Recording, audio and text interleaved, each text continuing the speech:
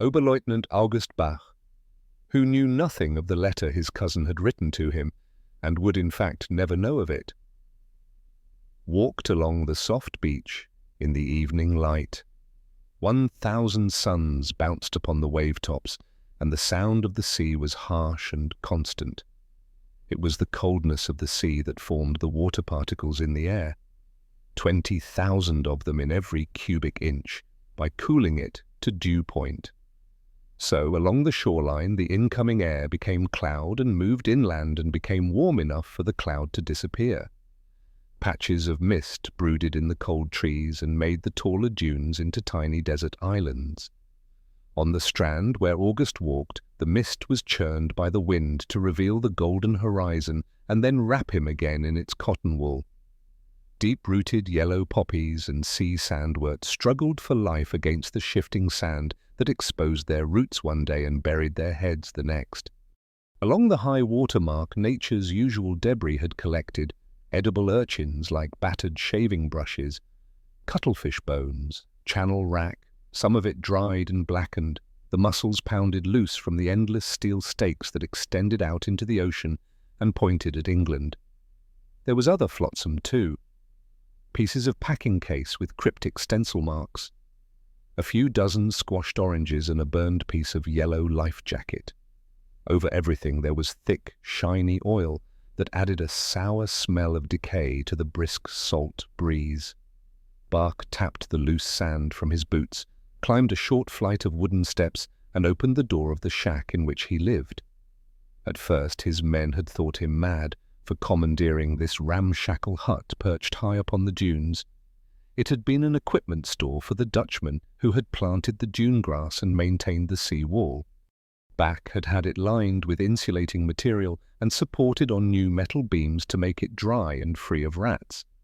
Inside there were books, a stove, a simple Luftwaffe bedstead, an old armchair, and a table at which he worked. The few men under his command, privileged to see the place at close quarters, recognized now the wisdom of his choice. His Luftwaffe signals company numbered 114 men, with him their only officer. He was quite happy to live and eat with them, but men who obey orders need a chance to complain without an officer to overhear. His little hut, half a kilometre from the other buildings, gave them that chance. He unlocked the door and let himself in. His desk was placed near to the window from which he could see the beach and ocean when the weather was clear.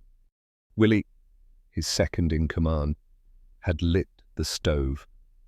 For even on a summer's evening there was dampness in the air that made the bedding cold and edged the lenses of his binoculars with tiny spots of moisture.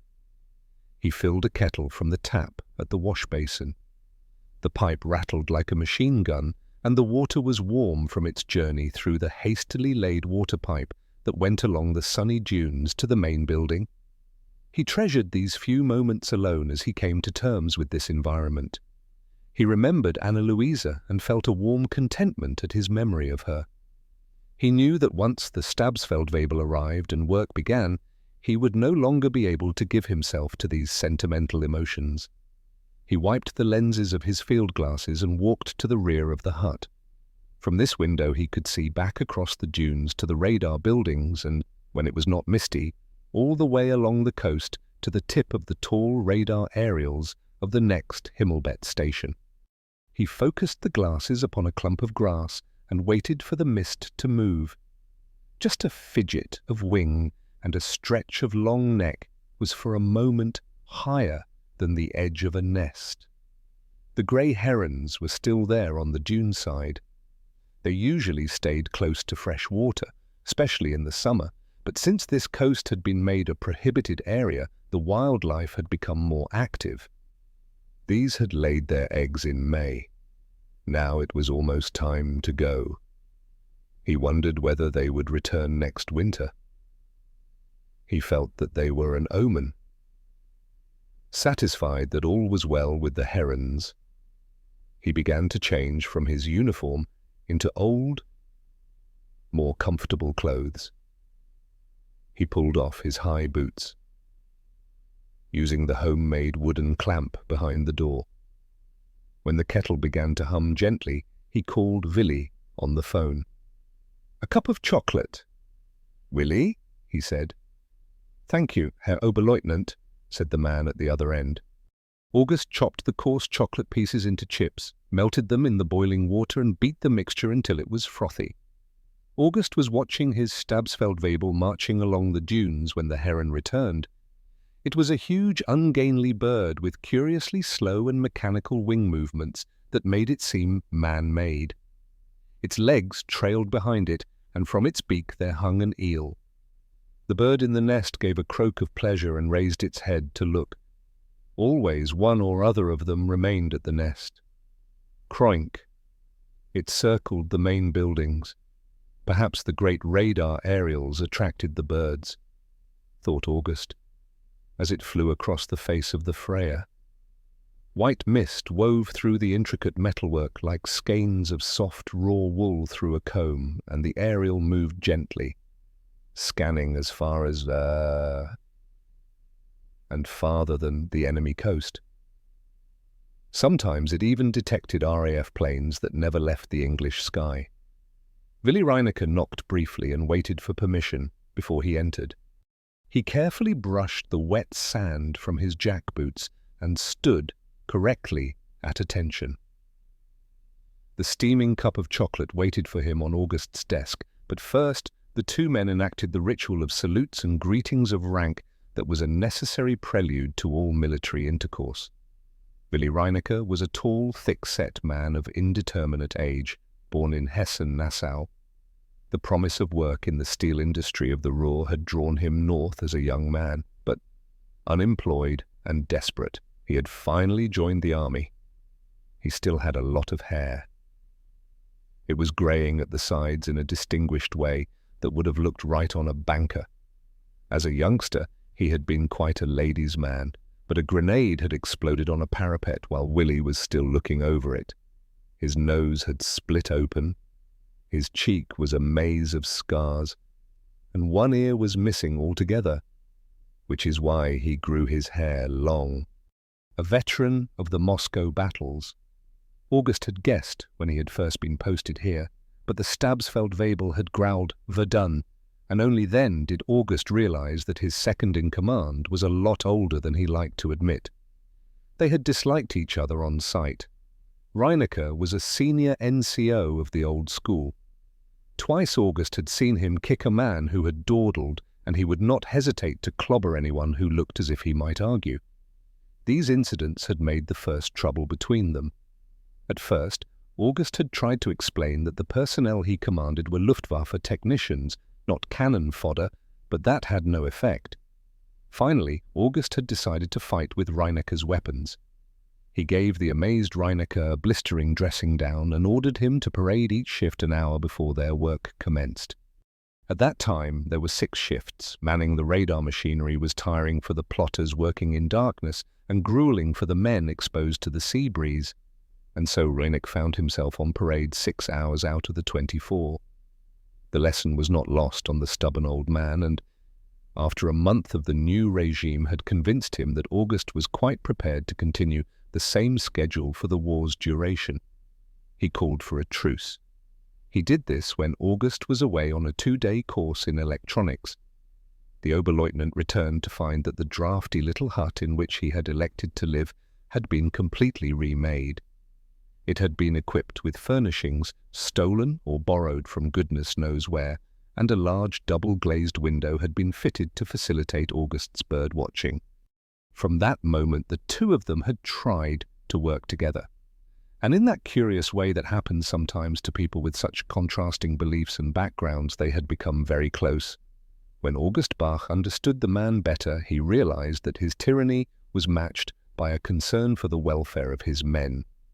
Willy Reinecke was not above stealing, lying, and even falsifying documents to ensure that his men were properly clothed and fed. Even more surprising was the skill that Willy Reinecke had shown in the plotting room. For the first week or so, August had used one of the younger technicians to help him plot the bombers. But Reinecke always appeared whenever there were enemy planes in the sector, and finally August worked with him one night. Incredibly, it was that night that the 1,000-bomber raid upon Cologne passed overhead. Willi Reinecke didn't have the lightness of touch for which the training school would give high marks. He stumbled up the steps of the ladder to the plotting table and swore loudly when August needed silence. It was a rare night in which Willi didn't drop his Niemeyer measure 2 or 3 times, or kick the table as he hastily gauged the speed of the bomber that the radar held in its beam. Willi's value was in the way he could guess the intentions of the quarry. Some of them had a device that told them they were held in the invisible radar beam. These would jink and turn desperately. Willi would poise his marker over a point where he expected the bomber to go, while August guided the fighter pilot onto it. It was surprising how often Willi outguessed the Tommies. Willi Reinecke had a wife and 2 children. He didn't smoke, rarely drank alcohol, and lately he had shown an interest in August's birdwatching. He was very proud of his first attempt at taxidermy, and prouder still when August put it in a place of honor on his desk. In short, Willi Reinecke was a conundrum, and that, more than any other thing, was what drew August close to him. Willi removed his belt and special flak service greatcoat with its wool lining and the stripes on both cuffs that, in the Wehrmacht, marked the company's senior NCO. He hung it behind the door. August remained in his armchair, and Willi sat erect in the seat at the desk. He nodded his thanks as the chocolate was pushed towards him. He sipped it and held his scarred hands around the cup for a moment before giving his report. He unfolded a piece of paper and read the names. 2 men sick since you left on Friday. One of the plotting table orderlies, Gefreiter Path, said he had tonsillitis. But I took a look at him. Willi looked up. He's running a slight temperature, but it's only a sore throat. I've put him on light duties outdoors. That should do the trick, and meanwhile he's not breathing sore throat bugs all around the Seeberg table. And again he referred to his paper. The other case was Gefreiter Kick, the cook with the handlebar moustache. He complained of stomach pains, too tender for indigestion and the wrong side for appendicitis. Regular colicky stabs of pain. I sent him into Rotterdam with the ration lorry. The hospital are holding him for observation. Meanwhile, Unteroffizier Zulinski will work the last shift until Kick returns, or we get a replacement. There's not much work on that shift except counting the stores. And you think Zulinski can count the stores unaided? I'll be keeping an eye on him. You are quite a physician, Willi. I'm very impressed. I've had a lot of cavalry experience, and men are just like horses. I could always tell the horse pox or colic, which just needed isolation and arrest, from the lymph cases and the strangles that have to be sent back down the line as fast as possible. To the slaughterhouse? Sometimes, sir. And you sent Kick back? Bach grinned, but Reinecke didn't. We shan't see him again, pronounced the old man grimly. But I let Unteroffizier Zulinski think he'd only be doing the extra duties for a day or 2. I understand. Willi peered at his piece of typed paper again. 2 men to divisional signals course, 3 on the gas course. 6 men guarding the unoccupied gun site near the village with Rim in charge of them. The cook that HQ borrowed is still there. Willi looked up. He plays the accordion, he added significantly. He wasn't much of a cook, said Bach. We should try to write him off and ask for a replacement. Bach nodded. 3 in hospital in Rotterdam, including Kick. 10 on leave, 4 on day pass, 3 on ration detail, 114 men present and correct. Bach nodded. 2 more bicycles stolen, said Willi Reinecke. This time they are for it. The men who lost them are on open arrest. I thought you'd probably sentence them tomorrow after the cashing up is done. Then they can go into Rotterdam tomorrow afternoon as soon as the second shift go on. You have informed the local civilian police? They got the last one back, didn't they? Yes, Sir Bohm. But riding a Wehrmacht bicycle is a risky business for a Dutch civilian. To get home one night after curfew, perhaps, yes. If you spot one outside a bar, unlocked and waiting to be stolen, it's just carelessness. Exactly that, sir. Either that or they are going farther afield in the back of one of the wagons. I have informed the military police office in Rotterdam. I will sentence them tomorrow. Air activity? Little or nothing. They are expected tonight. We had the alert. I have assigned Lemmer's crew to the Freya, and I have rearranged the shifts as you ordered. The best crews will take over their radars at midnight. It's a short night for them. Let's hope it's to be the Ruhr. Then they might cross this sector on the outward as well as the return. Suddenly August realized that Willy's family lived in the Ruhr, confused and embarrassed. He searched for something else to say. Moonrise is... He tried to see the time from the chart. Moonrise tonight is 00:30, sir. Yes. It will be nice to get 2 cracks at them. And sunrise is 05:46. They will have come and gone by 300 rounds, I would say. I told the crews that if the target is in the Ruhr, it will be a 4-hour shift. If the Tommies go farther than that, the number 2 crews will stand them down for a break and will put them back on for the return. Good. Willy. You outthink me every time. Willy smiled. They both knew it wasn't true, but it was nice to hear the Oberleutnant say it. They drank the hot chocolate. Willy knew that there was no more official business. A good weekend, sir? Wonderful, Willy. Willy, your small son is well? He runs me into the ground. I don't know where he finds the energy. My 2 are the same. I'm glad to get back here for a rest. Willy looked round the Oberleutnant's room. He felt privileged to be allowed into it. Even the senior officers who came on visits to the radar station were seldom invited here. On the wall above a desk cluttered with glue, wire and soldering equipment, there was a sheet of white card upon which August Bach had been reconstructing the bones of a gull's wing. Alongside it were pasted reproductions of Leonardo drawings of a wing and some photos of gulls, avocettes and harriers in flight. The sparrow hawk came back. Photo? I'm not as quick as you are, sir. It's just practice. We got some interesting movements on the radar last night. Birds? No doubt. Log it all, Willy. We're in a unique position that could make a real contribution. Until now, the ornithologists didn't know that birds flew at night. The operator made a note of the time. On the desk there was the black-headed gull that Willy had wired and mounted.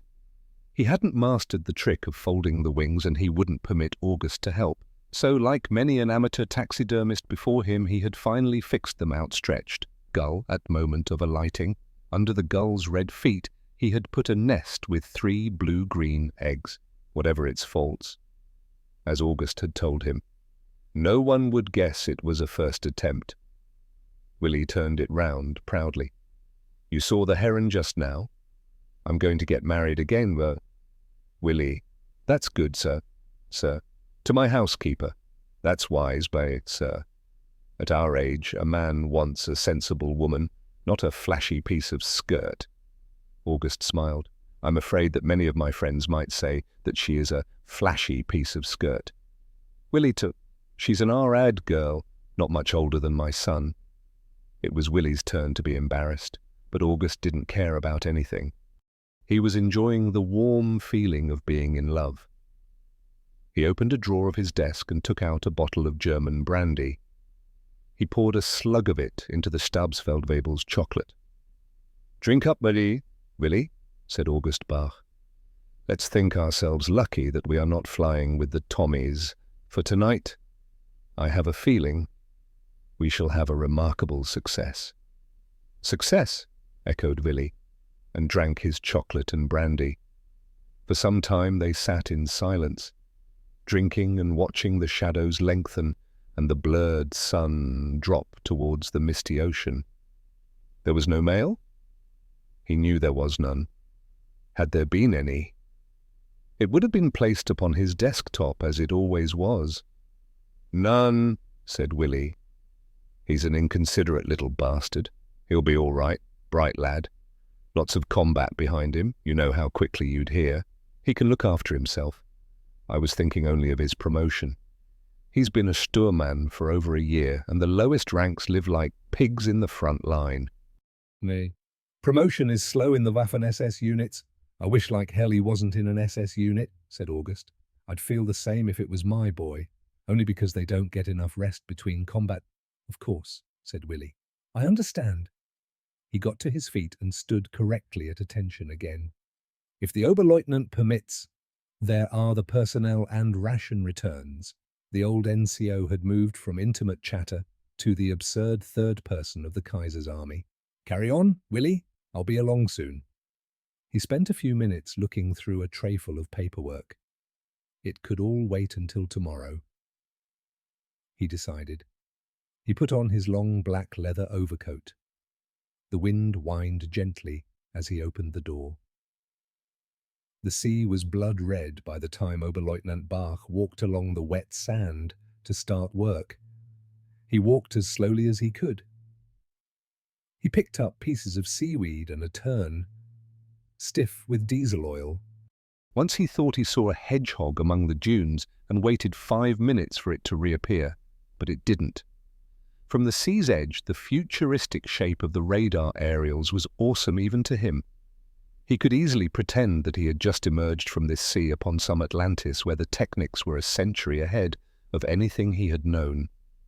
The metal graticule, as big as a large house, that swung gently from side to side, was codenamed Freya.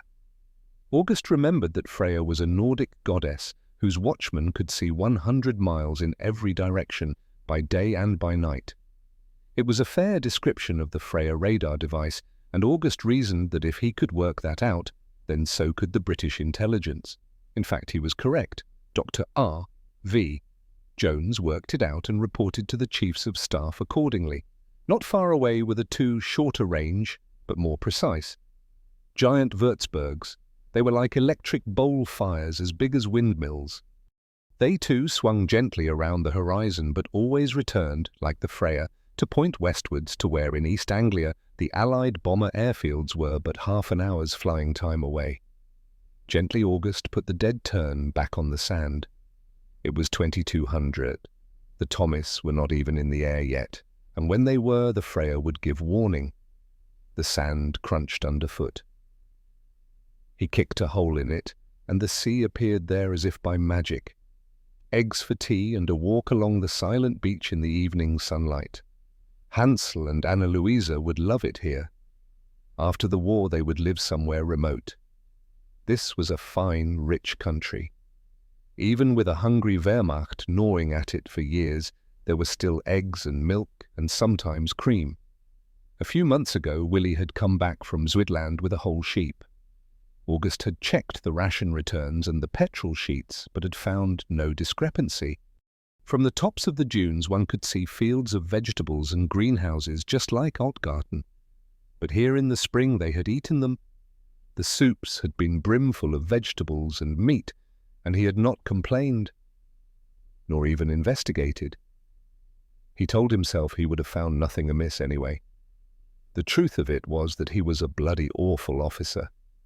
That's why he had never risen above Oberleutnant, and that was why he was strolling along the Strand with a pair of Zeiss 1640s, soft shoes, and an old sweater, instead of besieging Leningrad in full battle order. Still, thought August, one war is enough for any man. In the first basinful also he had been happy, flying his albatross twice a day and living on good food and wine in a fairy tale chateau on the Meuse. Wouldn't any spoiled young brat fresh from university give his life for a chance like that? That's just what a lot of them did give. Who knows why any survived? Except that suddenly the brain feels anew the prick of self-preservation that deserts young men for a few years and so makes heroes possible and wars welcome. He raised his glasses to the naval gun bunker. Upon it sat a tern. He flicked the binoculars into focus and watched with pleasure as it searched its wings and preened itself. Suddenly there was the rumble of the emergency generator being tested. The bird rose alarmed and flew out to sea until August lost sight of it. The sea mist had thinned considerably, but the light was going fast. Reluctantly, he put his glasses into the case and entered the T-shaped hut and its plotting room. Had August been able to see 85 kilometers to the north, he would have seen the coastal convoy and the anti-aircraft light cruiser held continuing steadily on their course. The guns they had fired at Löwenherz and Himmel were long since cleaned and readied for action, but there had been no other interruptions, and, as Admiral Paulak had predicted, they were now halfway to the hook. The convoy had moved closer to the coast here, for the danger from wrecks was lessened and the danger from Allied aircraft increased. This piece of coast was still enveloped in a thin streak of mist, but the sunset had turned it bright gold. Like a Turner. Like a what? A painting by Turner, just a swirl of golds and reds and orange, a sort of land of ghosts. You give me the creeps, you do, Dicker. You know what your trouble is, you read too many books, and books will get you nowhere. Now come away from that porthole and listen to what I'm saying, and we might get ourselves another ring round the gun. The plump boy from Königsberg went and sat on the bunk where Admiral Paulak, with his mouth full of cheese, was explaining about gunnery. On the wall of the storeroom, there was a bright disk of light moving upwards as the sun sank lower and lower. It's rhythm. No one ever teaches you that, but that's the secret of a high rate of fire. Rhythm. He broke off another piece of cheese and put it in his mouth. Now take that starboard number 2 gun. That loader waits for the breech to clear and then leans in with the next shell, just like they teach you at gunnery school. That's all very well for demonstration work or target shooting, but when you have a plane taking evasive action like this morning's one, you've got to anticipate. When I was at training school, one of our crew caught his hand in the breech. Well, he must have been a slow-witted fool. Dickie, like you. That's right, he was. That's why I don't try these tricks of yours. You're a fool. Dicker, do you want to stay a K3 all your life? Tonight I'll take the loading. We'll be under control from the bridge so you can be number 1. I don't care. Thanks, Admiral. Forget it, Dicker. If we are going to get our 3rd Tommy tonight, we'll have to get a lot of shells into the air. The ships in the convoy were lit by the sun like golden toys on a black velvet sea. Inside the cabin, the light grew redder and redder. Put on the light. Dicker. I can't see to eat my cheese. The plump boy did as he was told. And close the port covers.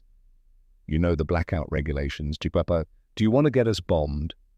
The NAFI closed at 10 o'clock, but the Salvation Army canteen was open until 10:30. By leaving the station cinema early and sprinting across the parade ground, it was possible to get a cup of tea before bedtime. Mrs. Andrews, who served in the Sally Ann, judged the films by the number of hot drinks she sold last thing at night. It's not a very good film, 14 teas Monday, and I had to make a second pot on Tuesday night. The previous week there had been a flying film. The hero made love with a sober intensity and flew with drunken abandon, the complete reversal of the activities of the RAF boys. A cowardly pilot ran amok, was ostracized, and finally flew sobbing into an enemy plane. The CO ruled with his fists and cried glycerin tears each time one of his boys failed to return. The RAF greeted this film with jeers and catcalls. The projectionist had phoned the orderly officer about it. Shouting at the film, are they? And you want me to come over there so they can shout at me? Not Pygmalion likely.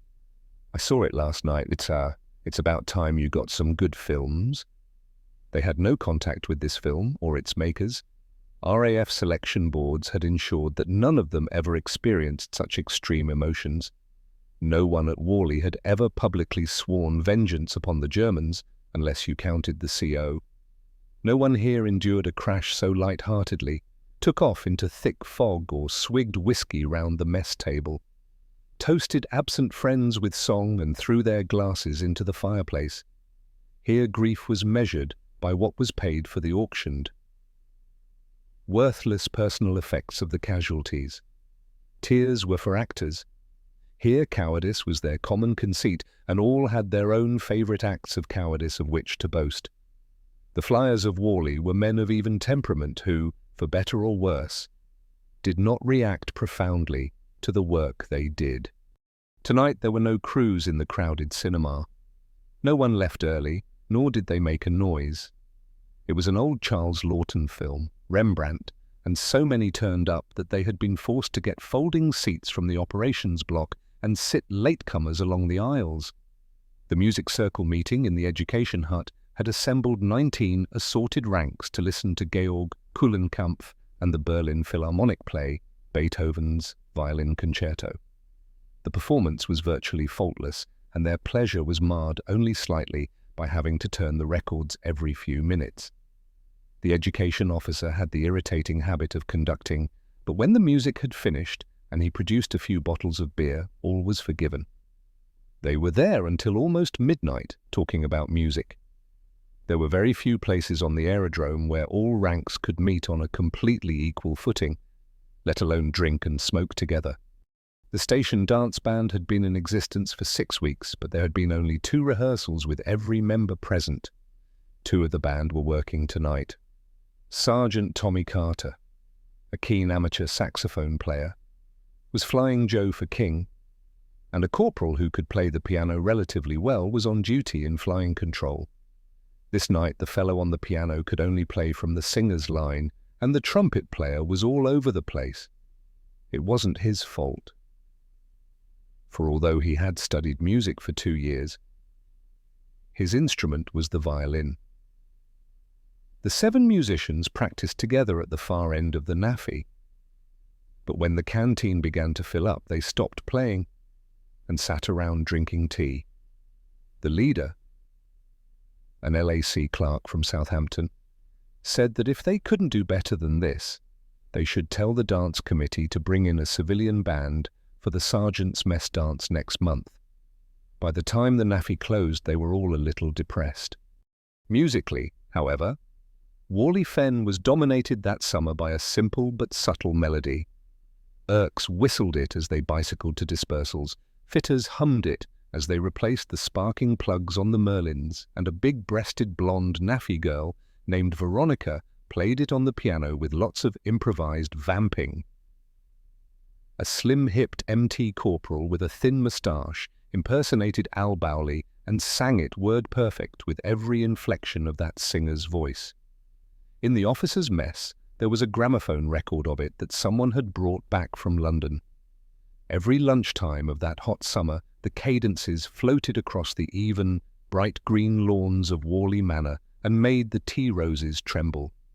The sergeant's mess had the same record, and it had become the custom for returning aircrew NCOs to call into the mess for one last nightcap after leaving the tension and excitement of the debriefing. That record was always near the gramophone, and usually the first arrivals would put it on. Sometimes after a grim night, when there were a few missing faces, they would play it repeatedly until dawn shone. Easy come, easy go. That's the way. If love must have its day, then as it came, let it go. No remorse, no regrets. We should part exactly as we met. Just easy, come, easy, go. We never dreamt of romantic dangers, but now as it ends, let's be friends and not two strangers. Easy, easy, go. Here we are. So, darling, au revoir. Easy come, easy go. A quarter of a century later, men who knew Warley Fen that summer when the bombers went out night after night remembered nothing more clearly than that little melody. It needed only the opening trumpet notes, the wire brushes and guitar to transport them back there again. Not all spare time occupations were musical.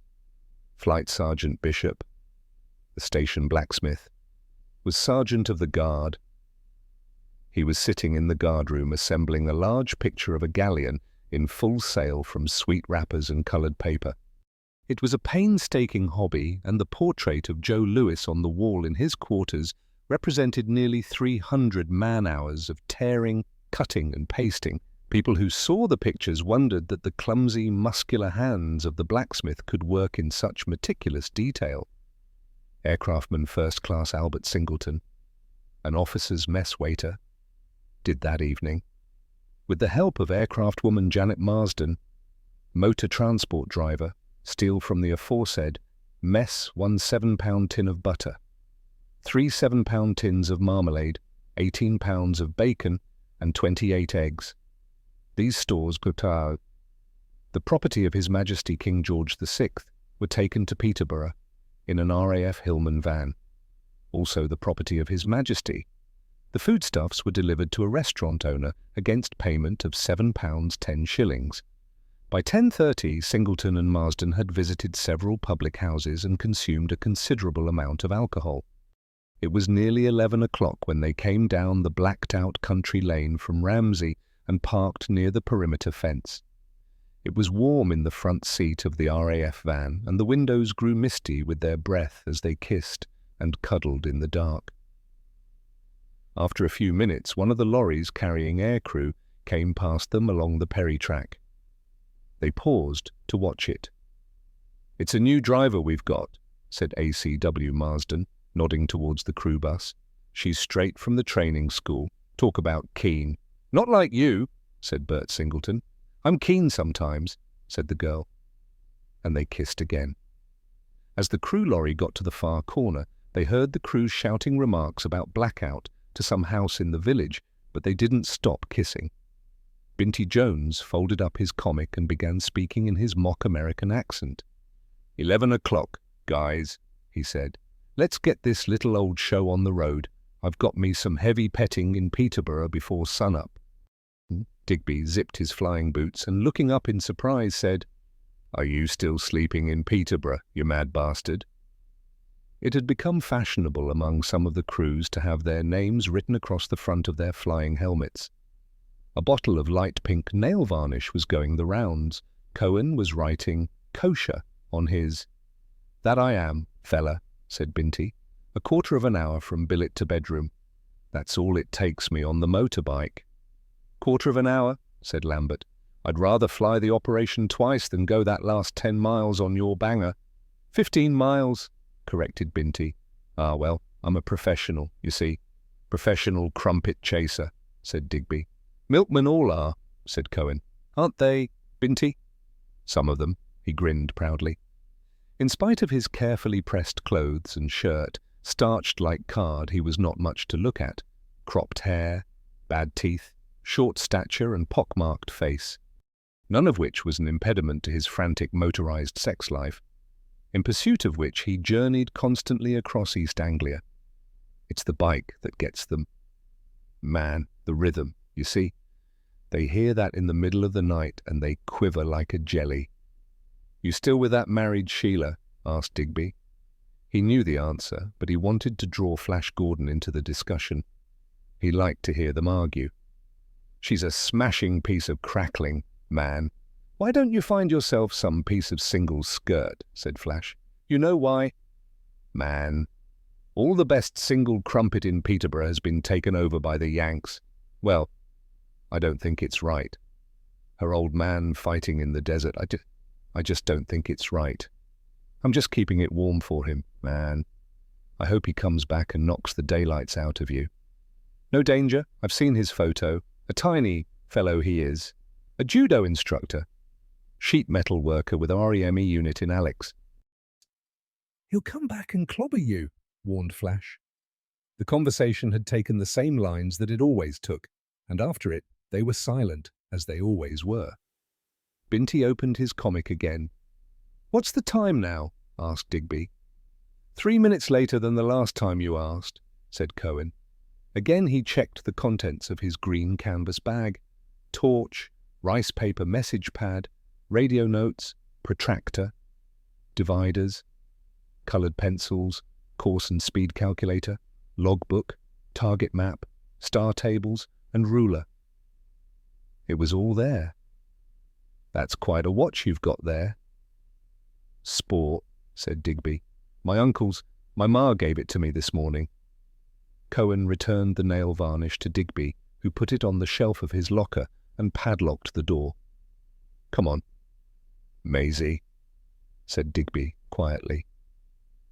They looked across to the far side of the room, where a line of aircrew were waiting for Maisie Holroyd to issue them with flying rations. Batters was next. 4 Bovrils, 3 coffees.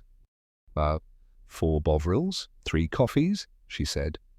And the clerk gave Batters the required vacuum flasks of hot drinks, as well as 7 packets of sandwiches, chewing gum, boiled sweets and chocolate. Sergeant Jimmy Grimm, the wireless operator and standby gunner, was a cheerful, beardless man of 23. He would have been acutely embarrassed to know that among Warley's waifs he was known as the blonde bombshell. For although he was married with a 2-year-old child, he was absurdly shy in the presence of women and was easily shocked by the sort of jokes that the crews related with such proud maturity. Sometimes, balanced over his radio, he'd write long letters to his wife Molly, in large looping handwriting and always in green ink. An average wireless operator. Grimm was a dedicated amateur photographer, and the billet that he shared with Digby and Cohen was a disordered muddle of enamel trays, film tins, and parts of his homemade enlarger. Often both bathrooms were full of prints, with others in the wash basins. Once one had jammed in the drain and flooded 4 rooms. These were group portraits of the whole crew that he was passing round. He had a little clockwork device that enabled him to rush and join them after starting the shutter. Handsome lads they all were, relaxed and smiling like any one of a million young men. Looking at those prints now, it would be easy to say that it was the work of an amateur or that the materials were inferior or unsuitable because they were stolen from Air Ministry supplies. That wouldn't be true. The fact is that the boys were all like that. Their faces were not out of focus or overexposed. They were bland and smooth and as yet unformed. Those grinning cherubs awkwardly placed in that wartime snapshot are a high-definition portrait of the men who that night climbed into their flying boots, adjusted their parachute harness, borrowed clean shirts, reread old letters, lost a quick hand of cards, wrote IOUs for half a crown, and watched the clock so carefully. And so often. "Bloody good snap that, Jimmy. Us with the old door behind. What a handsome group. Enlarge it yourself, Jimmy. Bloody good show. Look at Dig, scowling. He's a card. Pockets undone as usual. Cosh. Good of the skipper. Too serious. Well, he is more serious nowadays. It's that bloody Sweet giving him the needle. Sweet's all right. One of the boys. He's got a good sense of humour. Sense of flipping arse-crawling, you mean? Any more photos, Jim? Is that your garden? Can I keep this, Jimmy? Cost you 1 and 3pence. Bloody robber. Here you are, sir. I'll send it to my mum, said Battersby. Me too, said Binty. 4 I'd better have? No? Make it 5? Who's that bird with the pram? What a smashing piece of crumbled tar. Shut up, you Burke. It's Jimmy's missus. Crews were still arriving. There was an endless clang of locker doors, with occasional arguments when someone discovered their helmet missing or their boots borrowed and returned muddy. Flying gear was worn piecemeal according to personal taste and crew position. Usually the Lance's heating system blew warm upon the wireless operator, roasted the bomb aimer, and left the navigator to freeze. So most of the navigators were wearing the whole gear, from leather Irvin jackets to silk undersocks. So were the rear gunners. Most WOPAGs, on the other hand, had only the mandatory helmet, boots and Mae West over the same working blue and white roll-neck sweater that they had worn at supper. Some flyers had brightly coloured silk scarves and even civilian shirts. Sandy Sanderson wore a fine leather jacket that he'd had made in Cairo. It was a warm evening, and now the blackout shutters were closed. The changing room became smelly as the crews crowded into it. Some of the early comers were playing cards for money, while the late arrivals were grabbing their flying boots and filling their shoes with loose change. Farewell letters and dirty pictures before pushing them into the back of their lockers. Few were pessimistic enough to leave a spare key behind, and all the tin lockers bore scarred paintwork from being forced open many times. Wing Commander Monroe edged his way across the room. "Mr. Lambert." "Sir?" "Last month, after the cricket match, you paid for both lots of beer. Will £1.10 see me out of debt?" "It's only £1, sir." "Here you are then, old chap." He smiled, gave Lambert the money, and was gone. "Until now he's just paid alternately, sir. That's the way we've done it since the season started," said Kosher. "He just wants to be out of debt," said Lambert. Thoughtfully, Kosher looked again at the wing commander, who was on the far side of the room giving an encouraging word to Fleming. Fleming's crew felt that they were being scrutinized, and they were careful to display no sign of excitement or nerves. Fleming had bent and dirtied his peaked cap to make it resemble those that had done a few thousand flying miles tucked behind a pilot's seat. Now he was wearing it at a rakish angle as he finished reading a copy of routine orders. He folded the paper up carefully to make a paper aeroplane. "What's that?" "Mr. Fleming?" "A Lance Mark IV," said Monroe in an attempt to make a joke. "That's it, sir," agreed Fleming. He launched the paper wing. Everyone watched as it flew straight and level the length of the room. When it reached the tea urns, where the catering wafts were dispensing flasks of hot drinks, it hit a thermal. It nosed up until it stalled and fell like a dead bird to the floor.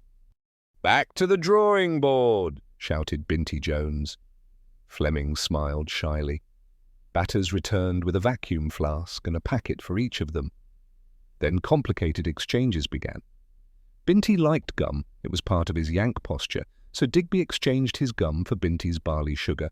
Then Flash Gordon gave his gum to Binty for chocolate. Then Digby passed his extra barley sugar to Flash, who took this, and a contribution from most of the crew, back to his brothers and sisters. There were 9 of them. A few months before, Binty had taken him home on the motorbike. After returning, he'd hinted that the spare rations from the boys would be the only treats those Gordon kids were likely to see. All exchanges finished. Lambert gave them each a sealed escape kit containing a compass, counterfeit money, a silk map of Germany, and some compressed dried fruit. Then they shuffled along the covered walkway to the next building. The parachute section was always clean and shiny, brightly lit and smelling of floor polish like a hospital for machines. 2 bored way-affs tugged parachutes and harnesses from the shelves behind them and threw them onto the counter with a clatter. Pilots' chutes had their parcel of silk fixed to the harness so that it formed a seat. The other crew members carried their silk canopies as a separate brown canvas parcel which before use had to be fixed to their chests by metal clips. Until they returned, each crewman would carry the chute with him wherever he moved. The pilots didn't have to remember the life-saving parcel, but, on the other hand, moving about within the aeroplane's cramped interior with a pilot-style chute strapped behind one's thighs was difficult. So there were comparatively few bomber pilots in POW camps. Joe for King's engineer. Ben Gallagher was having a noisy argument with one of the WAFs. "So why wasn't it done while I was on leave?" "I don't know anything about that," said the girl. "Your chute isn't repacked yet. You'll have to take this one instead. I told your chiefie that I was going on leave." The LAC shrugged her shoulders indifferently. "I just work here. I want my own parachute. I've always flown with the same one. It's lucky. Don't you understand?" First he had lost his own reliable air-tested L Love, and now they wanted to give him a strange chute. "I don't know what you're making such a fuss about. This one is just as good as your one, and it's just been checked and repacked." Glad of a pause in her strenuous work, she patted her hair into place. "You're holding up the whole queue." "You know. Get stuffed," said Ben. "I'll go without." "Don't be a fool, Ben," said Lambert. "Take it." Lambert had been one of Gallagher's instructors at his conversion unit. "Or," said Ben, walking away. "Someone will notice," said Lambert. How will you feel if you abort the trip for your whole crew? The boy made a rude noise and then took the parachute. Perhaps you're right, Chiefy, he admitted. A line had formed by now and someone shouted, "What's up?" "Someone's brought one back," replied Digby loudly. "Says it didn't bloody work." Everyone smiled at the joke they had heard so many times. The line moved forward again and the two girls pushed the harnesses and packs across the counter with a mechanical indifference interrupted only when they saw some crewman they knew. Then there would be an exchange of smiles and a hurried, "Good luck." From the other room, Ruth came and stood in the doorway, watching her husband as he took his parachute. At the door there was another hold-up. Two of the lorries were late. Some of the boys went outside and watched the last glimmer of daylight. It was cold, and some of them took a drink from their vacuum flasks or bit into the chocolate ration. Almost every crew had a mascot of some sort, and teddy bears and rag dolls were cradled in their arms or stuffed into their webbing harness, and silk stockings were worn as scarves. A muffled cheer went up as the missing lorries arrived. "B-flight here," called the WAF driver. There was a sudden flurry of activity as some of the flyers punched each other playfully and vaulted up into the lorry. Lambert looked back and gave Ruth a brief thumbs-up sign. She nodded. He only just had time to climb aboard as the lorry lurched forward. The tailboard rattled loudly. The girl driver followed the blue lights that marked the Perry track, while 28 crew in the back complained loudly about the slow journey and whistled. They bumped over the runway's edge and went across the black smears of rubber where the bomber's wheels first touched the runway on landing. The lights of Warley village were visible to the left. "Black out!" screamed the crews. "Pull a finger! Put that light out!" There was little chance of their voices carrying all that way to the village, even on a still summer's night. But this was their chance to let off steam that had been building up since they had first read their names on the battle order that morning. The lorry turned off the Perry track onto the double pan where two aeroplanes were silhouetted against the dark sky. "O for orange and L for love," she shouted. "Good luck." "Skip," whispered Mickey Murphy. "Good luck, Mickey," said Lambert. Lambert's crew and Carter's crew tumbled out of the back of the lorry, swearing and complaining as helmets were dropped and harness snagged on the tailboard.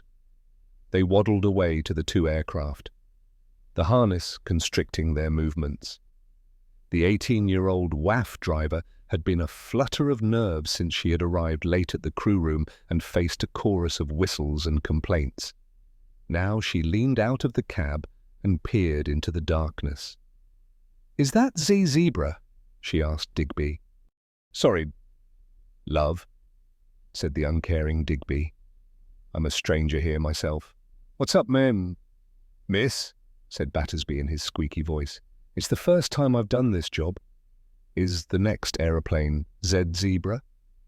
After you are back on the Perry track again?" Zebra, the Volkswagen we call it, is on the left-hand pan. Sugar is on the right-hand one, near the hangar and B-flight office. "Thanks a lot," said the girl. She hesitated for a moment. "And good luck." "Sergeant?" "Ted Battersby. Batters, they call me." There was a thunder of stamping from the impatient crews inside the lorry, followed by loud whistles. "Good luck." "Batters," said the WAF, blowing him a kiss. She let in the clutch and the lorry jerked forward, throwing its passengers off balance. The girl shouted her name back at Battersby, but there was so much noise from the crews that he couldn't hear it. The ground staff of each aeroplane were standing quietly under the wing. One or two of them had special friends among the air crews, and sometimes a conversation would be taken up right from the point at which it had been interrupted. "Do you ever have trouble with the ears?" asked Binti, as he checked the mid-upper turret. "No. Mine have all been very good so far, but I never let them mix with the other dogs in the kennels. That's where all the troubles start." The corporal armourer and Binti went on discussing their whippets. Binti didn't have his own dogs, but he had a financial stake in his uncle's, and on the basis of his conversations with Corporal Hughes, he was now able to return home with many suggestions and criticisms. "You tell your bloody Air Force mate to stick his advice," Binty's uncle had told him on his last leave, "or I'll come down there and help him with his bleeding aeroplanes." "Sternberg did the Blue Angel," said Cohen, "but the cabinet of Dr. Caligari was directed by someone I've never heard of, named Vine." I could have sworn it was Sternberg. Funny how the memory can play tricks. The last command was Sternberg? Oh, sure, you don't make many mistakes. Mike. I remember seeing that one. It was almost a remake of The Last Laugh with Jannings. A lot of those films were remakes of earlier European ones. Ever see The Salvation Hunters? Asked Cohen. That was early Sternberg. They thought it was a masterpiece at the time. At my last station, the Film Society got hold of a 16mm print. "Pretty terrible, I thought," said Cohen. "It's a long time ago," said the fitter. "A lot has happened since then." "Yes," said Cohen, who had seen the film in Vienna when he was a child. "You're right." Flight Sergeant Worthington started another conversation without preamble. "2 fuses and 4 wiring faults. We'll have to strip the wiring right out of it and renew every inch of it." Me. "So Carter's taking a reserve kite." "It only arrived this afternoon. It's been a struggle to get it ready. Carter's furious and so is Gallagher. It's not my fault. Sam. He kicked one of the tires. Everyone knows that." Worthy. "Carter was bloody rude. There's no need to be rude. Nerves." Worthy. "I suppose so, but we all worked our guts out on Joe for King. No one could have got it ready in time." "Forget it, Worthy. He'll be apologizing and buying you pints lunchtime tomorrow. You know old Tommy Carter, he flares up but he doesn't mean it." Worthington slapped Lambert's arm gently with the canvas Pito head cover. He always did that to show it was removed. Lambert scribbled his signature on the RAF form No 700. Creaking door was now Lambert's. Your new kid knows his way around a wiring diagram. "I must say," said Worthington. "Battersby?" "Yes. He's a demon on theory." He worked out the position of the short circuit on paper, but it was enough to make a strong man weep, watching him trying to fix it. "Gentleman's fingers. As the actress said to the bishop," said Digby. The bomb doors were open, and now he came round to the front, where Lambert and Worthington were standing, to inspect the bombs. He jabbed a finger at each, murmuring to himself as he counted them, pulling each bomb, trying to shift it within the jaws of the grip. He clasped a 2,000-pound bomb and lifted his feet off the ground so that the jaws took his weight, too. "I wish you'd come out and do that before we get here," complained Lambert. "Have a little faith," said Digby. Automatically, Lambert took his wallet from his battle dress blouse and folded into it the gold fountain pen that had been his 21st birthday present from his parents. It was an unspoken arrangement that if anything happened to him, the wallet with all his letters and documents, and a last letter that he'd rewritten from time to time, should go to Ruth. The fountain pen was for Worthington to keep, and the money was for drinks all round in the sergeant's mess. Worthington nodded and looked at Lambert with concern. It seemed to him a bloody awful sort of war. He'd seen a seemingly endless progression of young kids go to war and eventually not come back. Carefully, he put the wallet into his inner pocket. Lambert was just going to climb aboard to start the motors when he saw the group captain's Humber coming round the Perry track. It stopped beside the plane. "Oh, for Orange, Flight Sergeant Lambert," murmured Flying Officer Griffith, the admin officer, into the groupie's ear.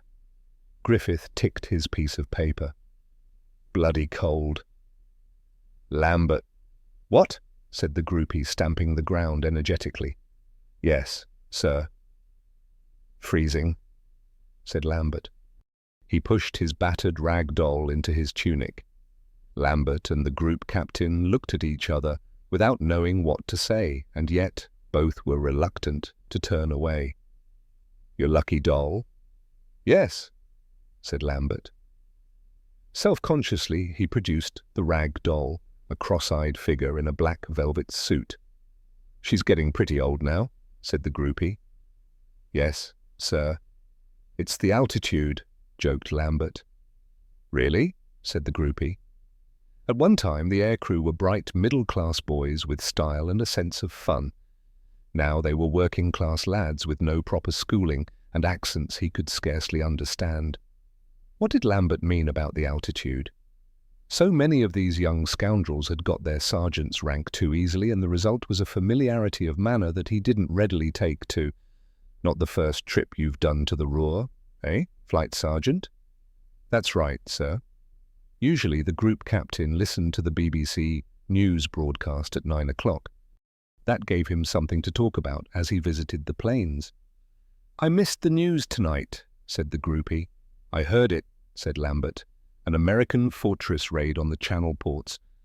And there's a big new German attack upon Rokossovsky around Kursk from Orel and Bielgorod. In the first day's fighting alone, the Red Army destroyed 500 German tanks and over 200 aircraft."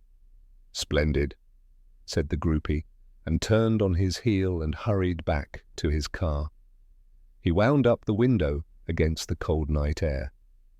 "Bloody Bolshie," said the group captain. "Pardon, sir, said the admin officer who hadn't heard the conversation. "Lambert." "A bloody Bolshie, I say." "Lambert, sir?" Why else would he have Stalin for king written on his aeroplane? "I don't think it's there now," said the admin officer tactfully. He knew it was Carter's aeroplane to which the groupie referred. "I know it isn't there now," said the groupie sarcastically.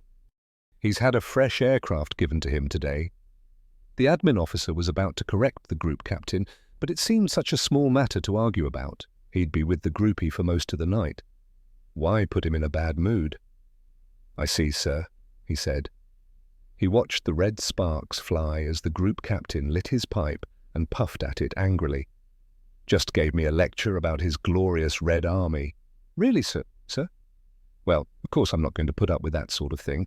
Take me to see that young officer who's on his first trip tonight. Pilot Officer Fleming, sir. Z for zebra, parked near the trees. Driver." The car turned and crossed the Perry track. The groupie seemed not to have heard. "I'll get rid of him." "Griffith." "Yes, sir. Young Sweet was on about him only today." "Was he, sir?" "Hinted that he was a Red." The groupie gave a short, humourless laugh. "Only I was too damned stupid to see what young Sweet was driving at." He said that Lambert was a Red?" asked Pilot Officer Griffith in amazement.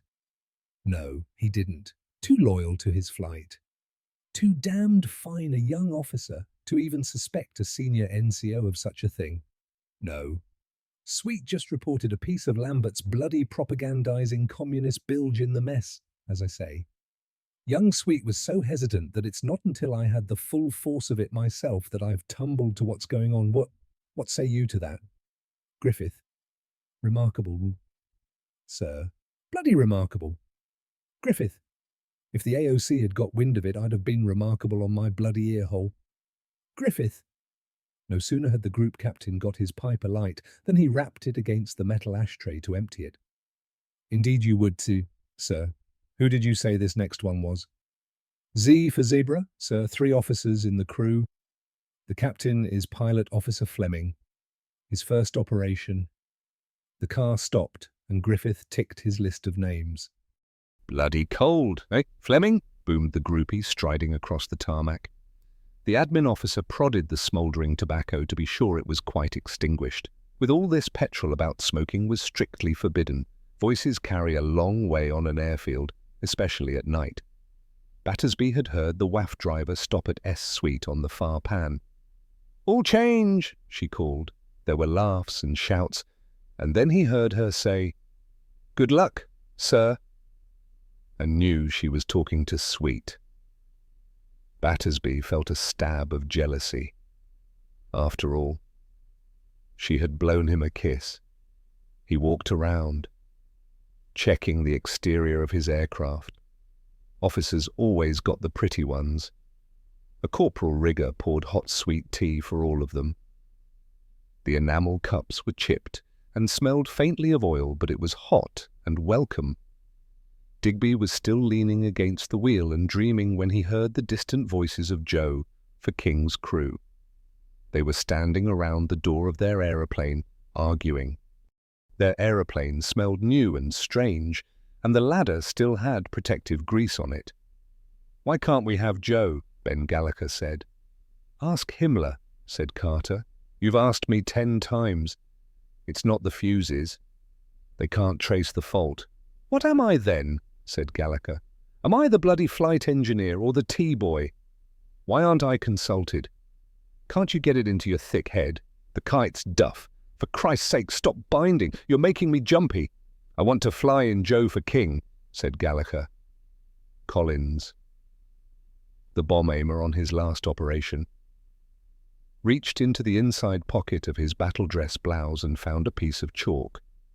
He climbed up 2 rungs of the ladder and, leaning to one side, he wrote Joe for King across the squadron letter.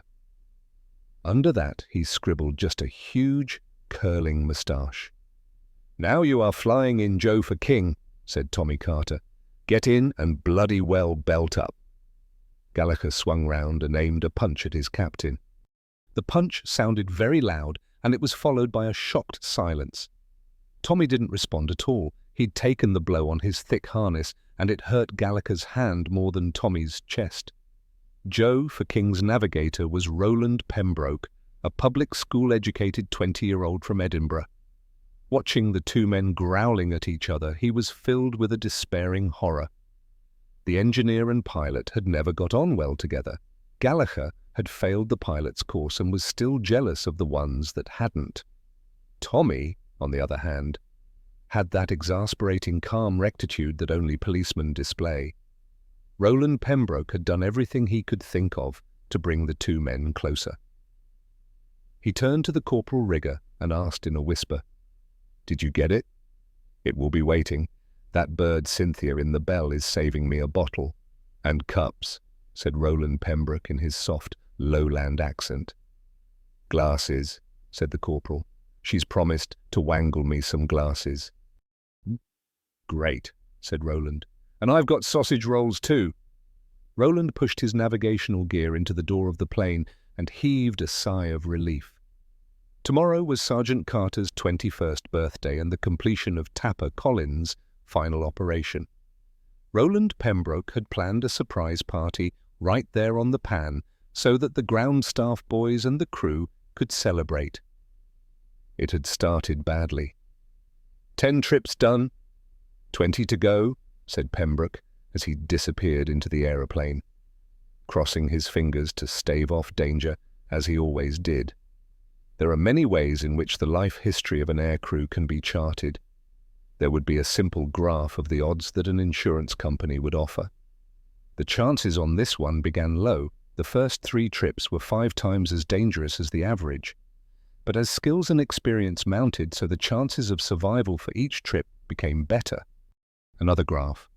30 trips with a 5% casualty rate would be a simple straight line, a mathematical proposition in which each trip held equal danger and the line ended at trip number 20.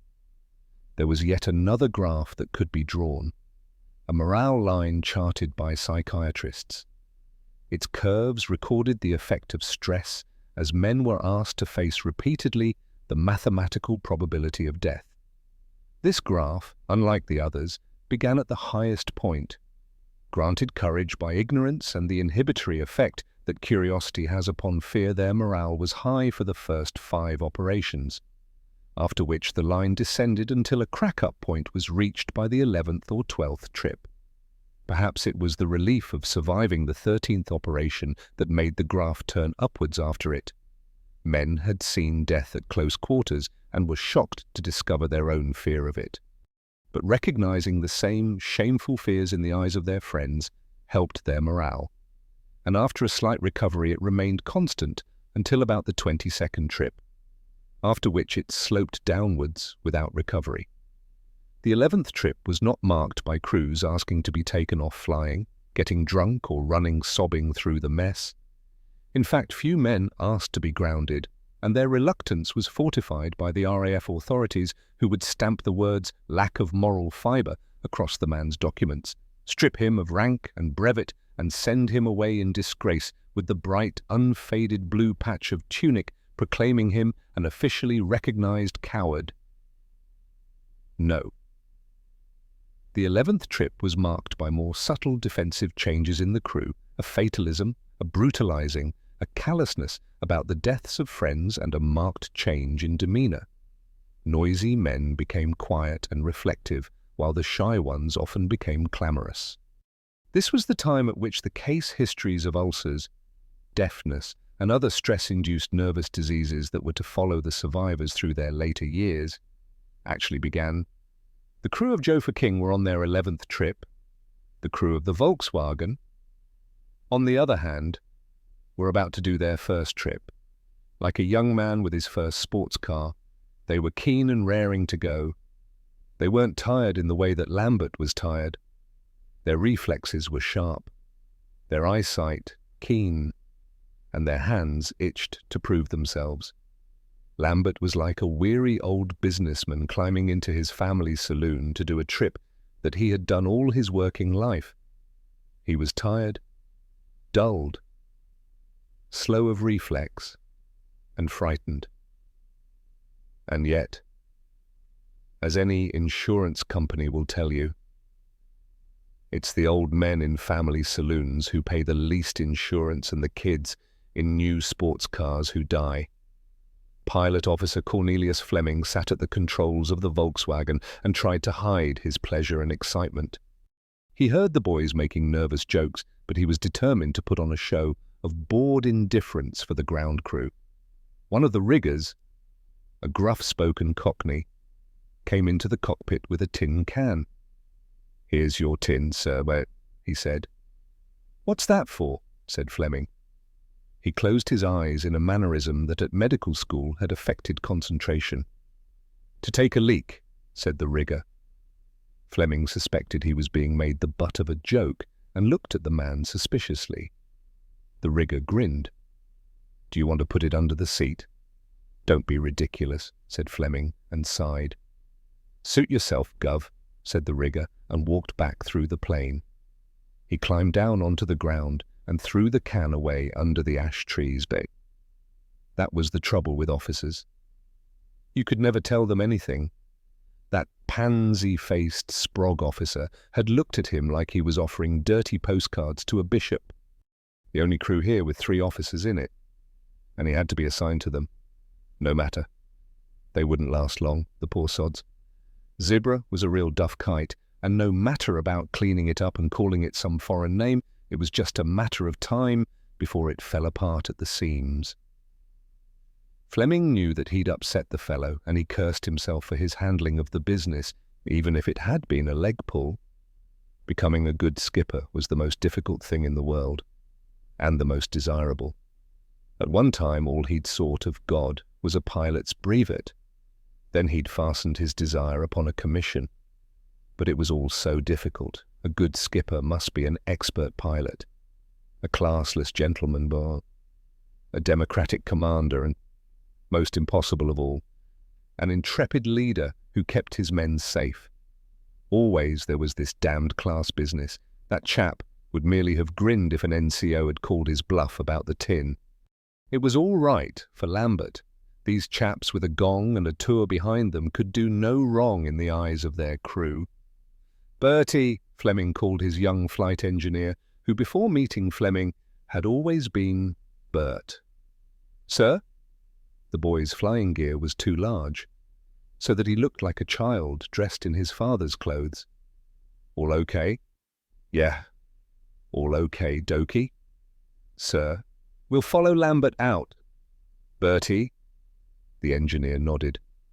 "Okie dokie," thought Fleming. What strange things they say. Lambert was the first of B flight to start up. He slid open his window. "Clear for starting." "Worthy?" 20 feet below him, the trolley-ack was plugged in and ready. "Clear!" Lambert put his hand out of the window, pointed a finger at the port inner, and then turned his thumb upwards. From the tarmac, Worthy pointed his left hand at the same engine and revolved his right index finger as though to move the prop with it. Lambert pressed the starter button. There was the pitter-patter of the booster pump and a chuffing noise. Then came the opening bangs of the Merlin, an affront to the still countryside. It caught and roared. Then the next one started, and the next, until the sound of 32 engines echoed back from the trees of the Warrens and the black tin side of the hangar, like a million frantic drummers marching off to war. Sam Thatcher was awakened by it. He looked at the clock. It was 11:23 p.m. "They're off again," said his wife. "Third time this week," said Sam. "I'll have to get some sleeping pills or something." But there was an hour before takeoff time, and as suddenly as they had started, the motors cut. Soon the night was quiet except for the muttered curses of men working by the light of torches and the murmured conversation of the crews. Flash Gordon, the little Nottingham miner, his pockets bulging with confectionery for his brothers and sisters, was looking at his turret. He waited until the last engine cut, and the silence was broken only by a few planes of A flight from the far side of the airfield. "You've done a good job there," said Flash. The sergeant armourer deserved the praise. It had been more difficult than it looked to remove a section of perspex from the vision panel of the turret. "I won't be firing at any more oil dribbles and thinking they are Junkers 88s, said Flash, and he laughed. "Did you ever do that?" "Flash?" asked the armourer. "Never saw one," said Flash. 15 trips I've done, and I've never seen a night fighter." Binty Jones, the mid-upper gunner, walked past. The armourer called after him, "I'll do your turret next. Binty, like bleeding hell." "You will, Bach. I check my perspex every day. There's not a speck or spot anywhere. And if there was, I wouldn't be such a bloody fool as to fire at it. Man, it was oil dribbles giving the trouble," said Flash angrily. "Not scratches." "I don't care what it was. You won't get me in that rear turret again. So don't come asking me to swap when you get another one of your bloody head colds, right?" "Right," Flash shouted after him. "I won't. Don't you worry. You'll freeze if your electric suit goes use," warned the armourer. "I'm practically freezing now," said Flash. "It's cold tonight." The armourer agreed and buttoned his service overcoat up to the neck and wrapped his home-knitted scarf high around his ears. The motors of the A-flight planes had warmed and been switched off. The airfield was silent. There was nothing to do but wait. In the aeroplanes, men were making secret promises to God, performing superstitious rituals or finding excuses to say heartfelt truths. A fly buzzed drowsily on Tommy Carter's windscreen. "Go home and get some sleep, you stupid bastard," said Tommy. "You don't know when you're well off." Lambert placed the doll named Flanagan behind his seat. "He won't see anything from there," said Digby. "Throw him down here. I'll put him in the front turret." "He's seen it all before," said Lambert, "and he wouldn't find it hard to break the habit." Wing Commander Monroe opened the side window to inhale the air, then he placed his walking stick under his seat. As his crew had already guessed, that stick was the CO's lucky charm. Although wild horses would never drag the admission from him, Monroe looked at the sky and breathed deeply. He noticed that Cloud had eaten a piece of the Great Bear and was sniffing at Scorpio. From the trees at Witch Fen, an owl hooted loudly. "Hear that?" "Sir?" said Jock Hamilton, his navigator. "Yes, indeed. It's good luck," he added hurriedly. Jock looked at him, unconvinced. There was a silence then until he heard a train puffing and rattling northwards. Soon that train would be in Scotland, near to his wife and the boy. He would be in Germany. Munro looked at the sky. It still wasn't quite dark. To the north it was a purplish colour, almost green. The low that had caused the thunderstorms across Europe turned north as it neared the Swedish coast. The air pressure in the low was equalizing, and soon it would die. The Met men were rubbing its chinograph image from their maps and marking in the progress of the high that had come marching behind it from the west. This mountain of air already pressed down upon England. Its outer layer slid towards Ireland and Biscay and Norway, where the pressure was less. The descending air became warmer, and any clouds in its way evaporated. As it got closer to ground level, this descending air brushed against the rotating earth and was deflected clockwise so as to form a gently whirling air mass that measured hundreds of miles across, an anticyclone. It had brought the light blue sky and diffused sunset that promised another fine day. But this starry night was cold. For with few clouds to trap the rising heat, the ground became chilly underfoot, and the airmen slapped their hands against their sides and complained of the long wait. It was 15 minutes past midnight. BDST, when the first of the Lancasters moved. Last-minute urination took place before the crews were buttoned into their clothes and settled into the seats they would occupy for several hours. A full bladder, or even worse, wind, could cause pain at high altitudes.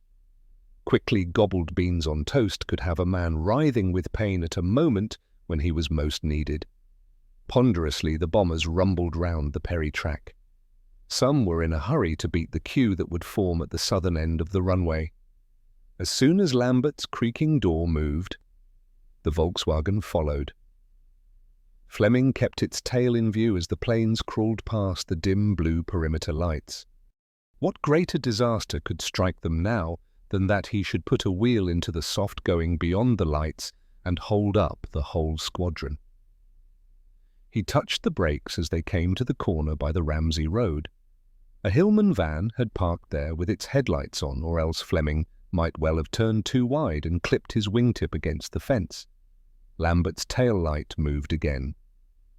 Some of the other bomb aimers were shining a signalling lamp from the nose to help light the way, but Lambert preferred to have his eyes accustomed to the darkness.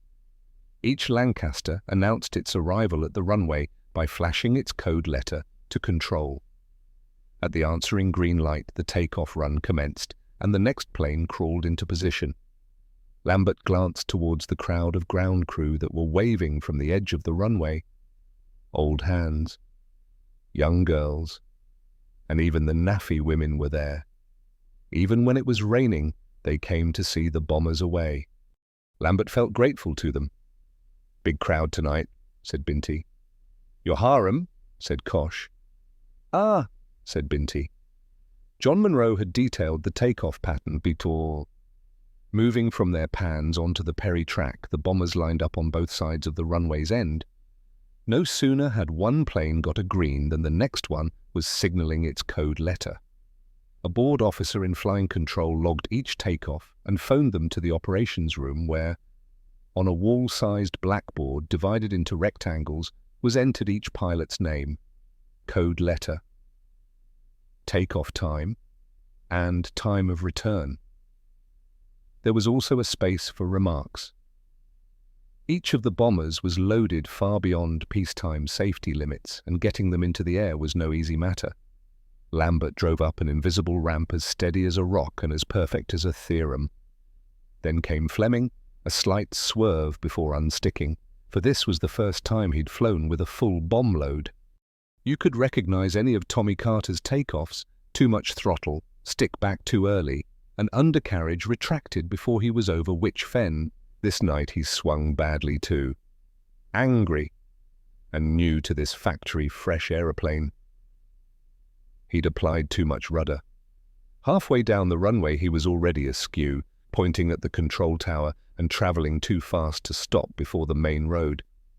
He knew he was going off the hard runway only when its white marker lights came racing under him like tracer shells. Beyond that there was earth. Damned soft earth after last night's rain.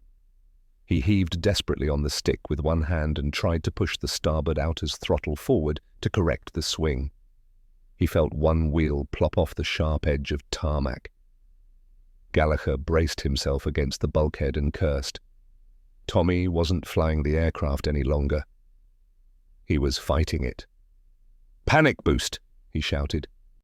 They might have been his last words, except that the propellers hung upon the cold air like fingertips to a crevice. For long seconds he gained no altitude, but skimmed the grass with only inches clearing his tires. Then slowly and dutifully Joe for King II sniffed the air.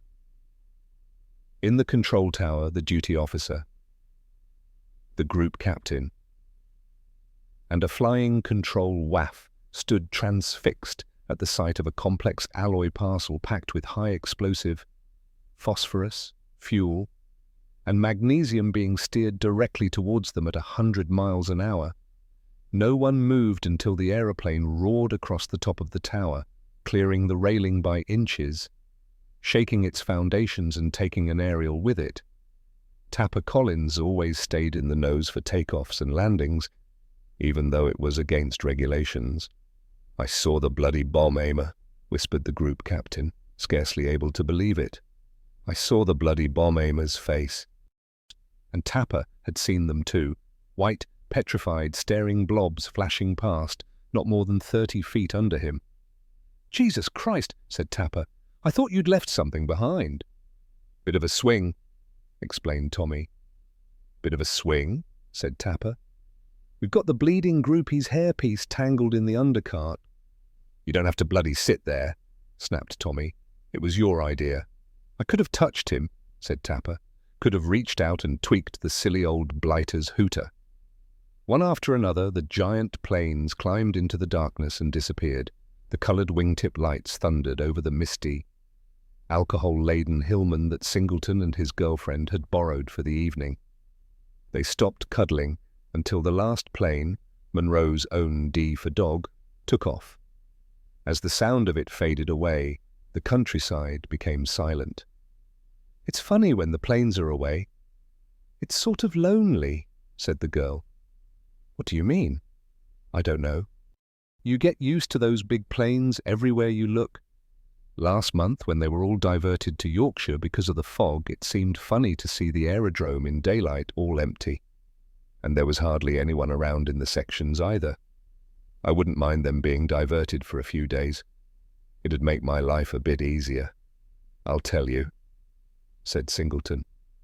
"I wonder if they'll all come back," said the girl. "It's a gamble, isn't it? They've been lucky lately. Abel bought it last week, your uncle the week before, and that flight Sergeant Lambert brought back a dead navigator 3 trips ago.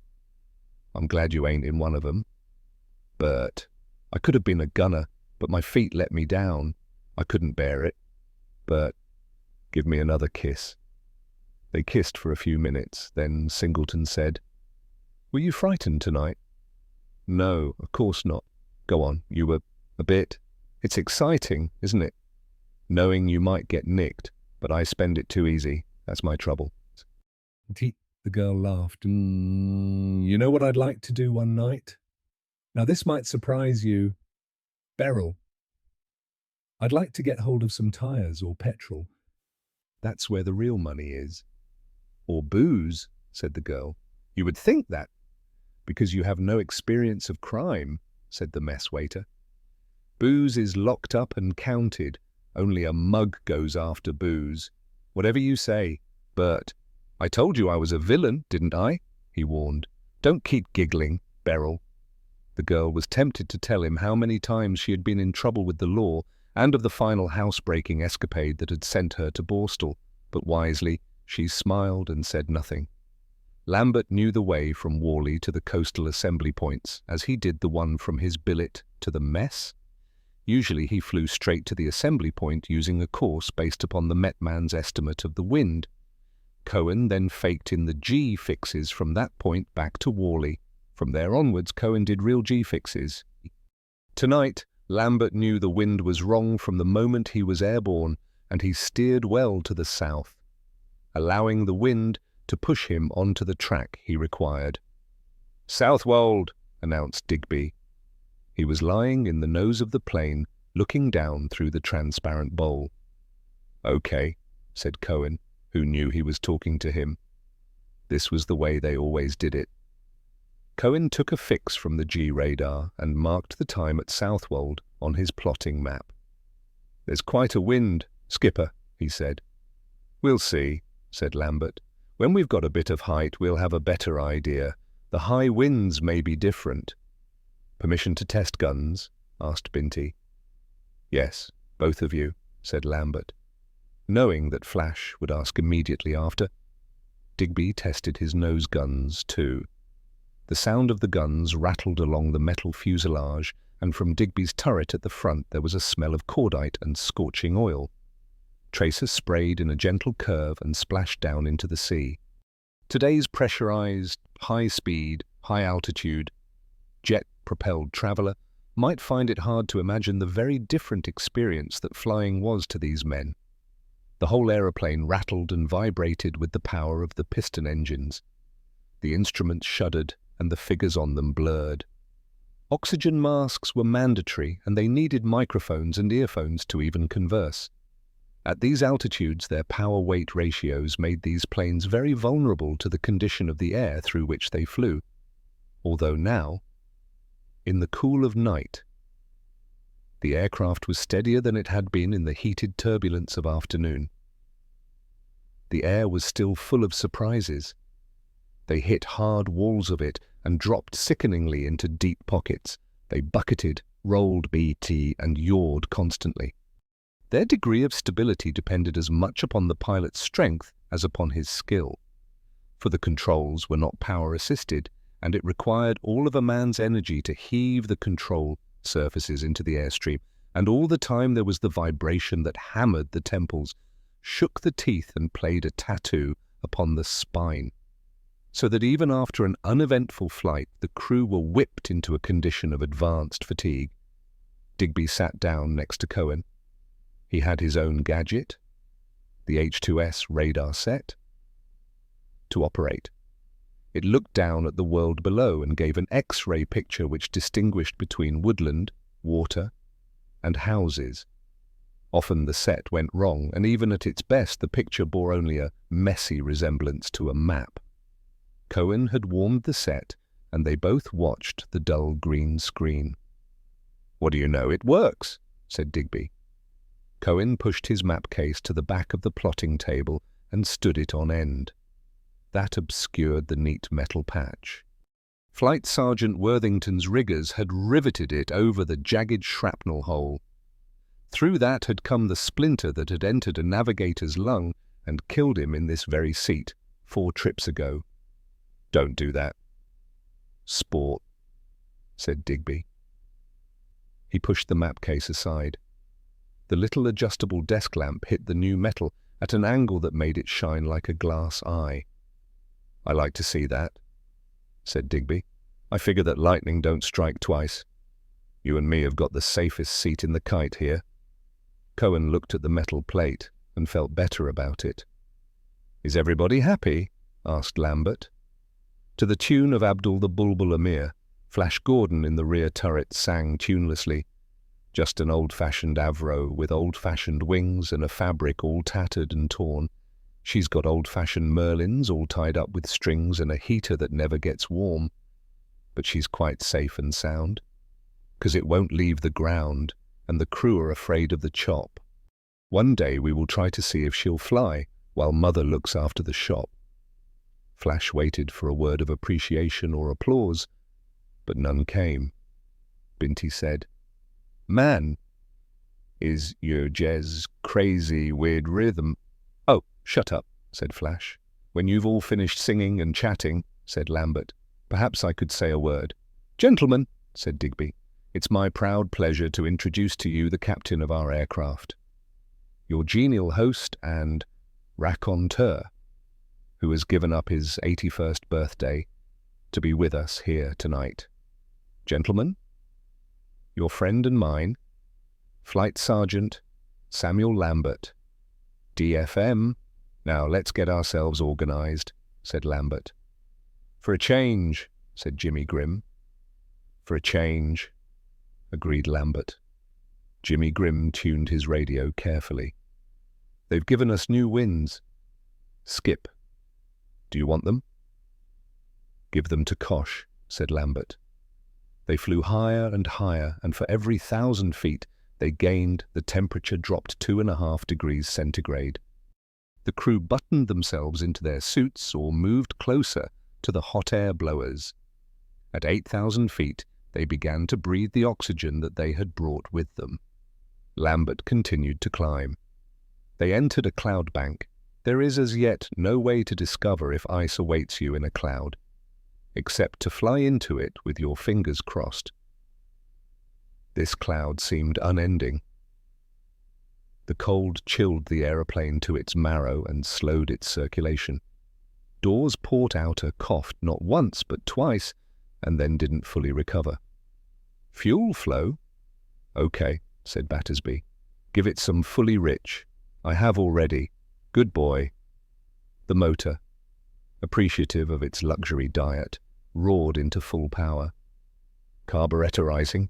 Temperature looks okay now. We'll be out of it in a moment.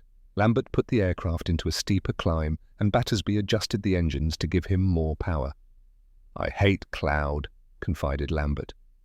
It pressed against the windows and made the cabin even darker than before. Battersby fussed over his instruments and was anxious to prove his expertise to Lambert. The engines had only just begun to unsynchronize when Battersby reported, "Pressures and temperatures look all right." The motor began a weary drone.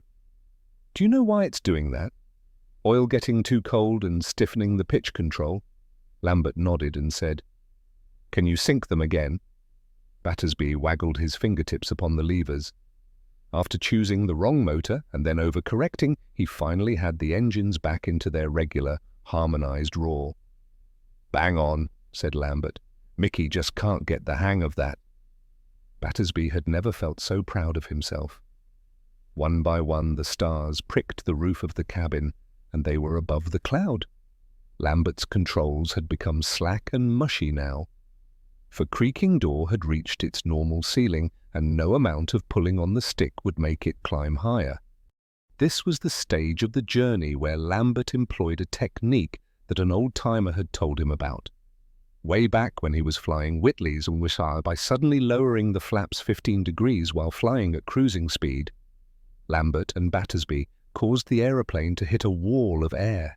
It shuddered with the impact, and the whole aeroplane leaped 200 feet higher. Each time it did this, it held its new altitude. By this method, Lambert could add over 1,000 feet of height to his ceiling. The first of a series of spine-jarring thumps ran through the aircraft. "We're going up the steps," said Lambert. "That's what I wanted to tell you." Flight Lieutenant Sweet stared out into the night. Beneath him he saw a tiny rectangle of flare path and guessed there was another squadron climbing to join the stream. He had above-average night vision and usually saw pinpoints before the bomb aimer saw them. There were no other aeroplanes in sight.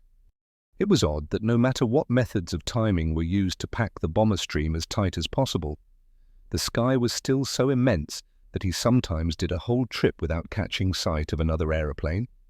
He supposed that fellows with below-average night vision went whole tours without seeing anything. Ahead of him, the front turret moved gently from left to right. "Bomb aimer. Don't keep fidgeting about with that turret." "I'm searching, sir." "That's orders. Then swivel your neck." Sweet's voice rose a tone. "I'm keeping the hydraulic fluid warm, sir." "Must you always argue, Speaky?" Sweet made it into a joke. Placatingly, he added, "Keep still. There's a good chap." Pip Speak, an 18-year-old with a big black moustache and a reputation as a lucky gambler, ducked out of the turret and got down on the floor behind his bomb sight.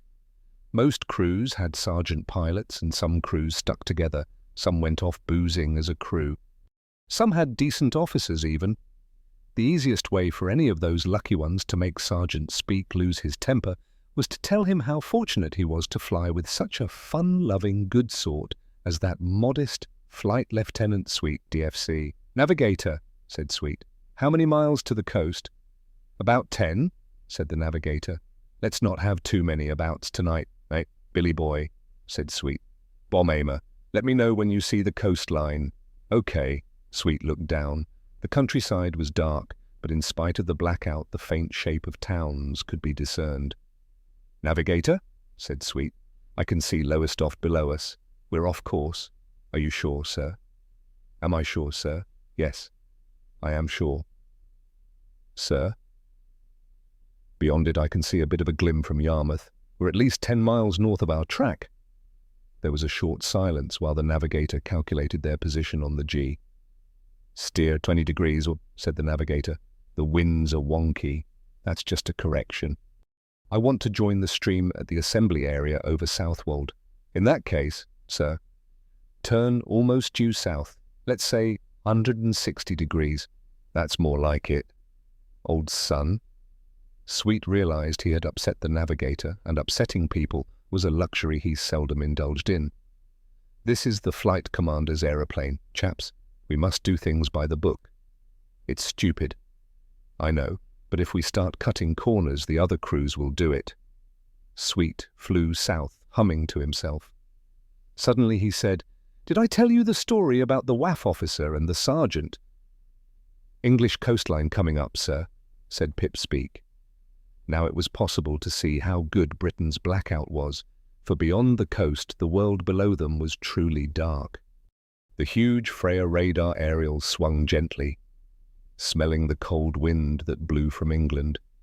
It stopped, began to swing back, and stopped again. Willi Reinecke called to August Bach down the length of the dimly lit tea hut. First contact. Sir. And so the battle began. 3 groups of men, using every device that science could invent, began to grope around the blackness like gunmen in a sewer. August hurried up the wooden steps to the plotting table platform. Logged at 00:35 hours, said the clerk. Near Lowestoft?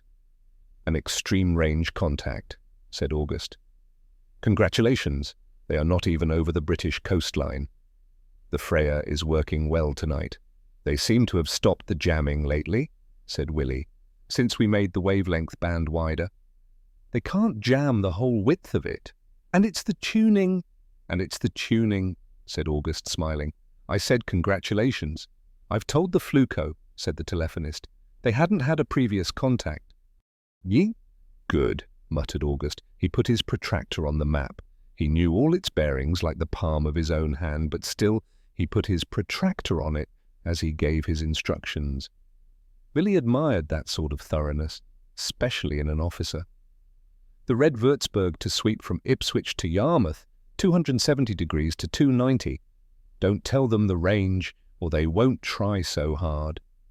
Lowestoft, said Willie, looking at the map. That's well north of the usual route. Perhaps they are going to Berlin. Too early to say yet. Perhaps they are routed south, and that one is a few miles off course. That would account for it. We'll have to wait and see. Willie. Soon Willie said. You're right, sir. You're right. He's turned almost due south. They'll assemble over Southwold, nodded August. They are creatures of habit. The British. Out in the cold among the wind-swept dunes, the crew of the Red Würzburg became newly alert. They knew that the Freya had twice the range of their equipment, but the Würzburg had a narrower beam and was therefore more precise. It could see one aeroplane and tell its altitude and so bring the night fighters into contact with it. The Freya gave an early warning, but the Würzburgs made the kill.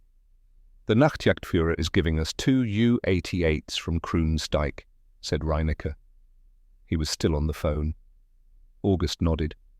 Let's hope it's a pilot we've worked with before, said Willie. When that fool let the Tommy escape last Wednesday, I could have killed him, said August. He must have been right on top of him. The blips superimposed, said Reinecke disgustedly. The tea hut was the centre of the Himmelbett station which August commanded. Nearby there were other huts, billets, mess hall, motor transport garage and the radar machines themselves. As well as the Freya, there were two identical Würzburgs, great bowls, 7 meters across. One, blue, to record a night fighter, and the other, red, to follow the passage of one of the RAF bombers. Inside the tea hut, 2 plotting clerks sat hunched underneath the big wooden platform that dominated the interior. Each of them wore headphones and was in contact with a Würzburg to show the progress of both planes. Each plotter shone a spotlight upon the glass map that was his ceiling. From their position on the platform, August and Willi Reinecke could see the 2 light beam spots through the Seeberg table in front of them. One was red, the other blue. Their job was to bring the 2 dots of light together. After that, the German night fighter should be able to pick up the bomber ahead of him on his own radar detector. Or, on a brightly moonlit night, perhaps even see him. The tea hut was dark. There were no blips on the Seeberg table, for the enemy aircraft were not yet within range of the Würzburgs. August looked at the large-scale map on the wall, and every few minutes Willi reported the progress of the RAF bomber stream as it flew across the North Sea straight towards them. The phone buzzed quietly. "Our 2 planes are airborne," said Willi. "Tell the blue Würzburg to sweep from 50 to 70 for them." Willi Reinecke was biting his fingernails. August smiled. This was the worst time of all. Many nights they picked up the Tommies as they assembled over their own coast, but often the bombers were headed elsewhere. Himmelbett Station Ermin was only one small sector of a long coastline, and unless the bombers headed straight into the Ruhr, they would pass by out of range. In that case, they would spend all night gnawing their knuckles and cursing their luck. One thing Willi knew, the best crews were on duty. If the terror flyers came this way, they would be certain to pick them up. After that, it was up to the night fighters. "Here comes the jamming," said Willi. Then, more officially, airborne jamming on the Freya, a wide band of it, averaging 290 degrees Kotor, constant bearing, increasing in intensity. "The jamming aircraft must be coming straight for us," Willi said. "I don't know why the Nachtjagdführer doesn't send some of our boys out to shoot them down." "How bad?" "Not too bad. He's still getting a clear blip, and if the tube grasses up more, he can side-tune to improve it. The Würzburg will have them soon. Thank goodness they can't jam those. Any night now. Willi, my son." From where August stood, he could watch the table and the wall beyond it. The map stretched from East Anglia to Frankfurt. The smaller one showed only Ermin's sector and the overlapping circles of the sectors surrounding it. Now that the early warning had been given, the other sectors were alerted and lit up bright green on the glass map. Willi tapped the table with his Niemeyer measure as he listened to the messages. "First night fighter overhead." "I want him right out to sea at the extreme range of the Würzburg. Let's see. If they are coming in from Southwold, let's say Code Square, Heinz Emil 4. How high is he? 15,000 feet. Still climbing. As high as possible. Willi, height is everything." "That's 8,300,080 marks you owe me," said Löwenherz, setting up the chessboard again. "It's in my other trousers," said Kocher. On the radio, a close harmony group was singing, "Everything ends, everything passes. Upon every December follows a May. Everything ends, everything passes. But 2 who love always remain faithful." The girls cooed to an end and were replaced by a men's chorus singing Bomben auf England with appropriate wire brushes and drums. There was a loud raspberry of displeasure, and the man nearest to the radio turned the volume down before any missiles were thrown in his direction. Löwenherz looked round the alert hut. The crews were sprawled around the place in the most remarkable poses, hair uncombed, ties loosened, and feet resting on chairs. It was as if they were all dead, thought Löwenherz, as if fumes or gas had done for them all. And yet if the loudspeaker sounded the quiet double click that warned of an announcement they could all be on their feet, tugging their helmets onto their heads and draping their bodies with oxygen connectors and microphone and earphone leads that made them a part of their machines. Klimke, Cocker's radar man, used to spend these hours in the alert hut writing interminable letters to his wife. But since she had been killed last Christmas, he had taken up knitting. In spite of howls of derision and practical jokes, he sat calmly producing endless scarves for everyone he knew.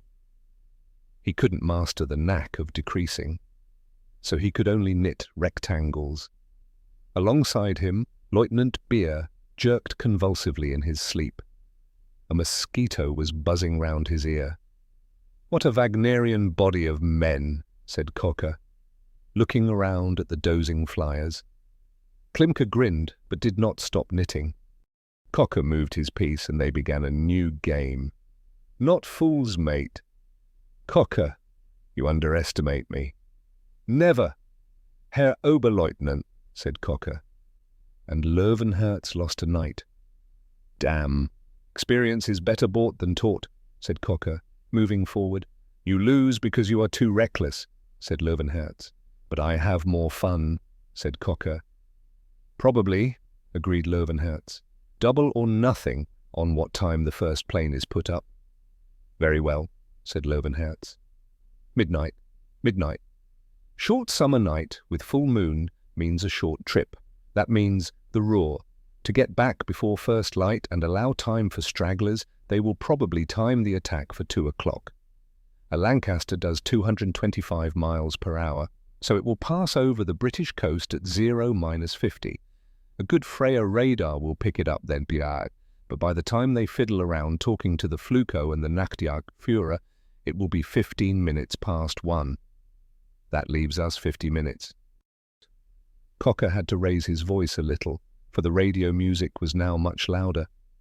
"It might leave us all night. Who knows if we shall be put up?" "Such modesty." "Oberleutnant." Löwenherz smiled. "About 50 minutes. "Yes. And how was Die Wurst bearing up this afternoon?" Among his close friends in the officers' mess, the gemütlich Hans Firth was happy to answer to Hans Wurst. Clown.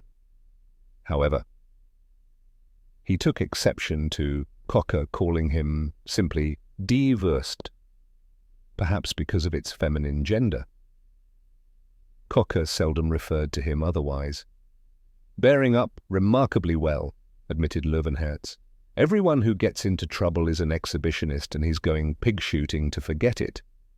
The mess will make Wurst of his successes." "Wurst, wider Wurst," said Cocker. Löwenherz smiled. Sausage against sausage also meant tit for tat. "He knows you hate him, and I'm sure he's very mature and forgiving about me." Löwenherz nodded. "He is. What a bedside manner. After the war, he'll have an expensive Berlin clinic for old ladies who have too rich a diet. I only hope that after the war it's Berlin, where the old ladies are wealthy and diets are rich." Cocker shrugged. "Then perhaps Moscow. Or even New York. I was hoping he could help. About Himmel. I mean, that Stoppelhopper is interested only in helping himself." It was a favorite German nickname for Austrians who were said to be mercurial. Untrustworthy people who leaped around mentally as a man running barefoot through stubble fields. He could have done something about the documents without calling in the SIPO, but he was pleased with an opportunity to show what a loyal, laughing little Nazi he can be. "We'll get no help from him," said Löwenherz. Cocker looked at him, heartened by the plural. "Suppose both of us opened our mouths for Himmel. I beg your pardon? Suppose both of us supported Himmel and his protest. You're a baron and an ace. I could perhaps swing the old man. Radenbacher? I might be able to. A slim chance. Too slim for you. Look," said Löwenherz. He laughed in protest and embarrassment. "You can't just put this to me, here and now. How much longer is there? By this time tomorrow, the man who took you into battle when you were a duckling will be in a concentration camp, a civilian prison. They will hold him for trial and investigation, a nice distinction, and afterwards release him with a reprimand. Can't we talk about it tomorrow? Herr Oberleutnant, we can't put off everything until tomorrow. That's what Himmel said. Exactly. The swarthy Cocker stroked his short beard reflectively. There was a click as the operations room clerk switched on the microphone, and a hum as the circuit came alive. Under his feet, Booby awoke. Snorted. Yawned and nibbled at Löwenhertz's boot. You should have made your bet. Cocker. I was wrong. The Tommies are early. Cocker didn't answer. Löwenherz looked around the hut.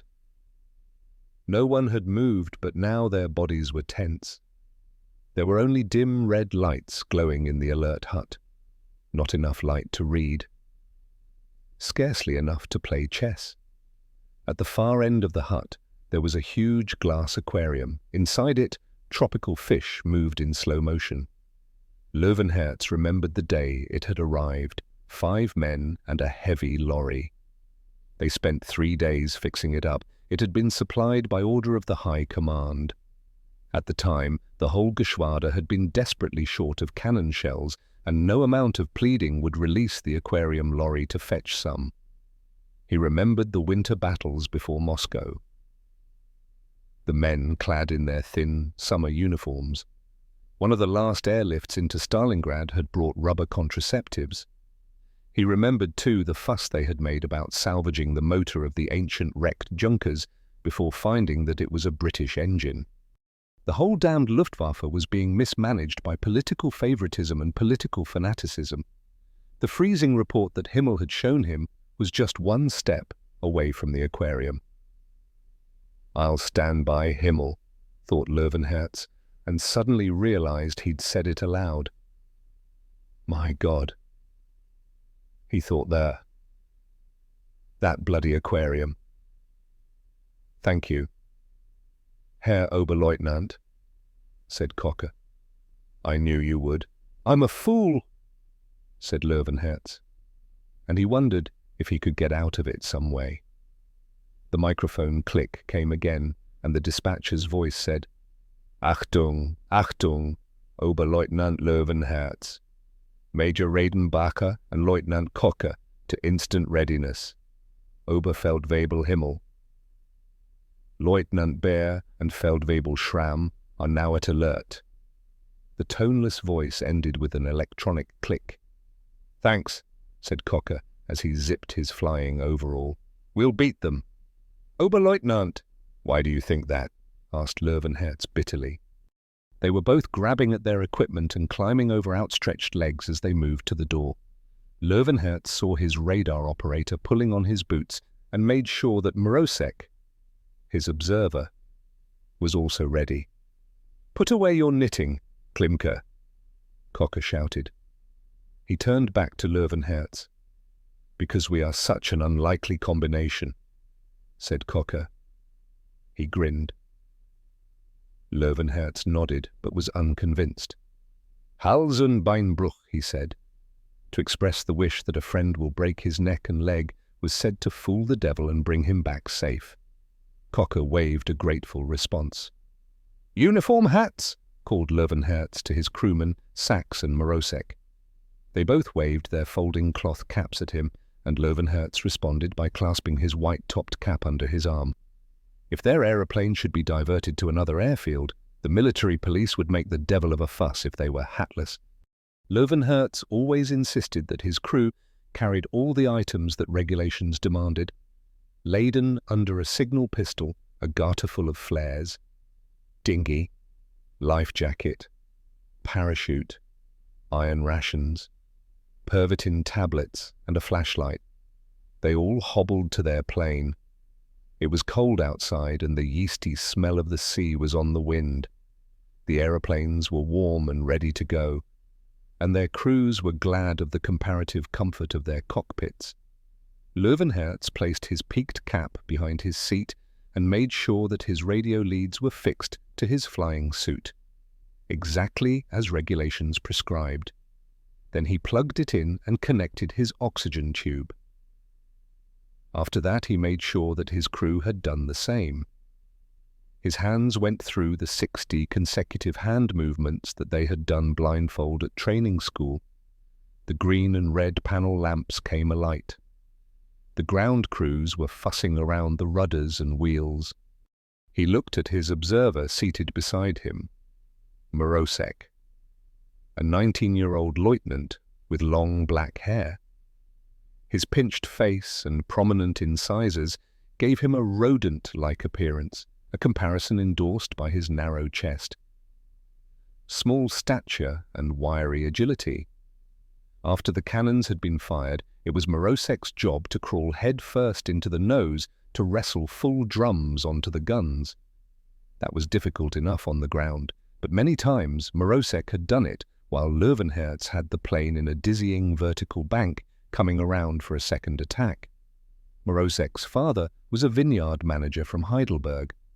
Perhaps the proximity of so much wine had helped to make his disposition cheerful.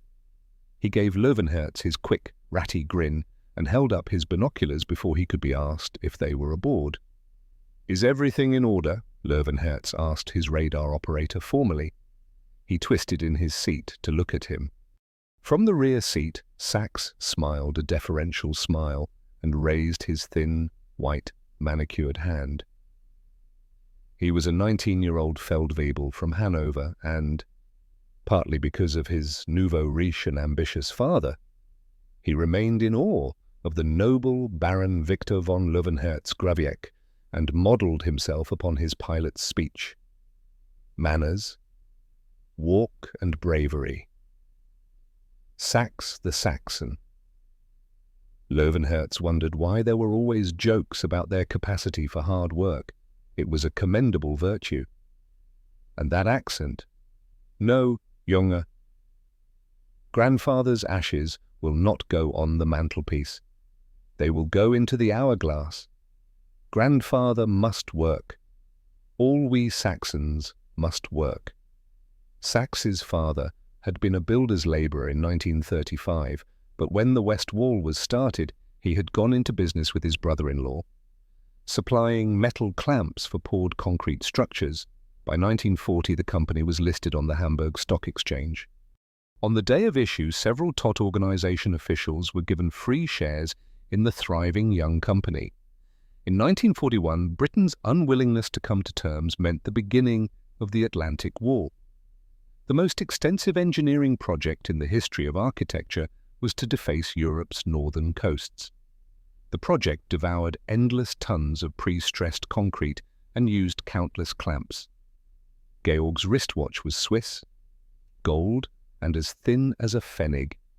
His cufflinks were jade, his shoes handmade, and under his regulation NCO's uniform, his underclothes were silk. His trips into Amsterdam were made in a new sports car, except at weekends, when his father would send the chauffeur in the Mercedes with its Todd organization pennant flying. Georg Sachs, to his father's great disappointment, had become a radar operator after failing to meet the requirements of the pilot's course. He had grown to like his job and was good at it, which is why Löwenherz had chosen him from all the others on the Staffel. During the final minutes of an interception, Georg knew that the aircraft was under his command. As he told his father, at the moment of the kill, Baron von Löwenherz was nothing more than a machine minder. "Everything is ready, Herr Oberleutnant," said Georg Sachs. Control came on the air. Major Radenbacher to Himmelbett Station Tiger. Circle beacon at 5,000 meters, Lieutenant Kocher to Himmelbett Station Ermine. Circle beacon at 5,000 meters, Oberleutnant Löwenherz to Himmelbett Station Gorilla. Circle beacon at 5,000 meters. Each of the pilots acknowledged the order. "We're going on to oxygen now," said Löwenherz. Some of the crews waited until they were over 1,200 meters, but Löwenherz knew that loss of night vision is one of the first symptoms of oxygen lack. The wreck of the old Junkers 34 was garlanded with red obstruction lights. They came past it round the perimeter track as fast as safety would allow. The ground was soft, and he was careful not to cut corners. Across the aerodrome, the flying control personnel saw his navigation lights, and as soon as he reached the end of the runway, they switched the flare path on. "Clear to take off, Katso 1, said the control officer without waiting for him to ask. There were gusts coming from the Ijsselmeer that made his plane falter as it passed over the dike road. Löwenherz pulled the control column back, and the variometer showed a steady climb while holding the airspeed. Now he extinguished the navigation lights on his wingtips. There was no light anywhere except from his instrument panel. The artificial horizon, with its tiny, green, luminous aeroplane, tilted as he came round on a course for Gorilla. Almost due south of him, the long rectangle of runway lights passed under him, getting smaller as it went. Cocker was the next to go. Riedenbacher was next behind him, and perhaps that's why his takeoff was a copybook example of flying skill. The forward window was hinged down the center. Cocker pulled it closed, but did not lock it. He left it slightly ajar. For like many flyers, he liked to hear the note of the engines as clearly as possible. He enjoyed the sound of the airstream as it whistled through the gap. Gently, the tail came up and they were airborne. Lieutenant Klimke, the radar man, felt the wind round the back of his neck. He shivered, adjusted his hand-knitted scarf and watched the airport buildings tilt and drift under the port wing. "It's freezing back here, Bill," he said. "Close the—" Until radar was discovered and manned by dedicated men, few people guessed how many flocks of birds moved after dark. This night, nearly 100 gulls, driven inland by the bad weather, were flying towards the fishing villages on the Ijsselmeer, where nets laden with juicy titbits had been hung out to dry. Only 8 birds of the flock hit Cats 5. 2 were bisected by the propeller blades, and 3 struck the engine nacelles, were mangled and sucked into the air intakes. 2 hit the leading edge of the wings and were cracked open like eggs. It was the one that burst through the slightly opened front window that did the worst damage. By the time it entered the cockpit, it had no wings or head. It was little more than half a pound of bloody offal that hit Cocker in the face. Plus, of course, 1,000 feathers, but it came in at 200 miles per hour, putting out both eyes, fracturing his skull, with multiple fractures of his right cheekbone and nose, and dislocating his jaw. It was impossible to distinguish where the bird's remains ended and Cocker's face began. He lost consciousness almost instantly, but somewhere a reflex had ordered his hands to pull on the control column, and they pulled. Neither the observer nor Klimke realized what had happened, even when the cockpit was white with shredded feathers. Cocker was dying, medically, perhaps already dead. But his muscular arms strained at the control column with a live man's strength. It was no use.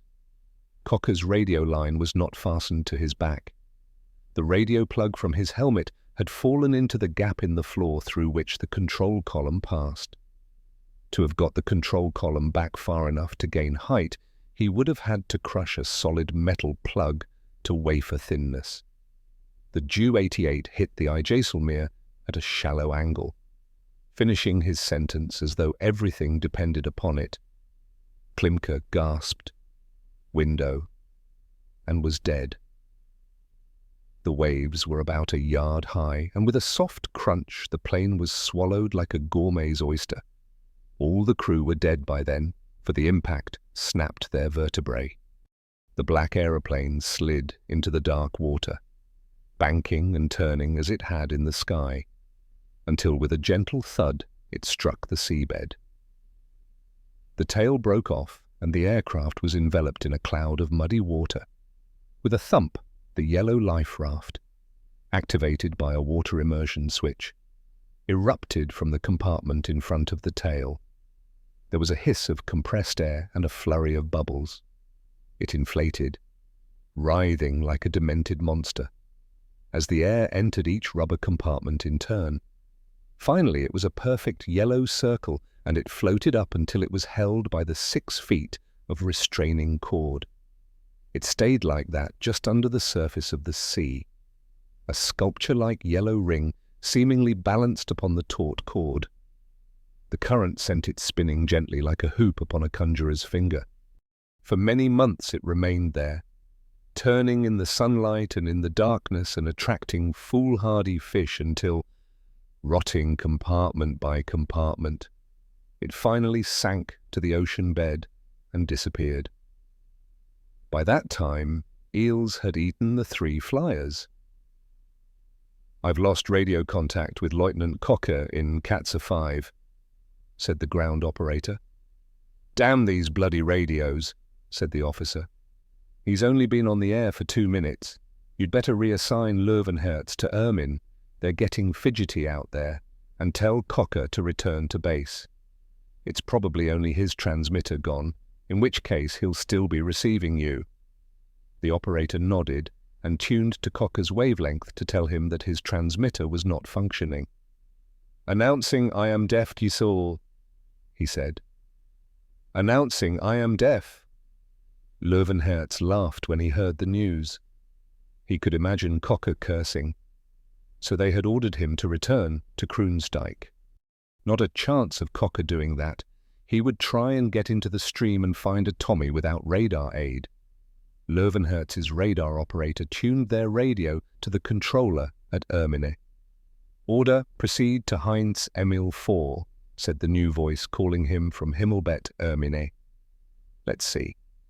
Heinz Emil 4 was halfway to England. He'd probably be the first pilot into the bomber stream.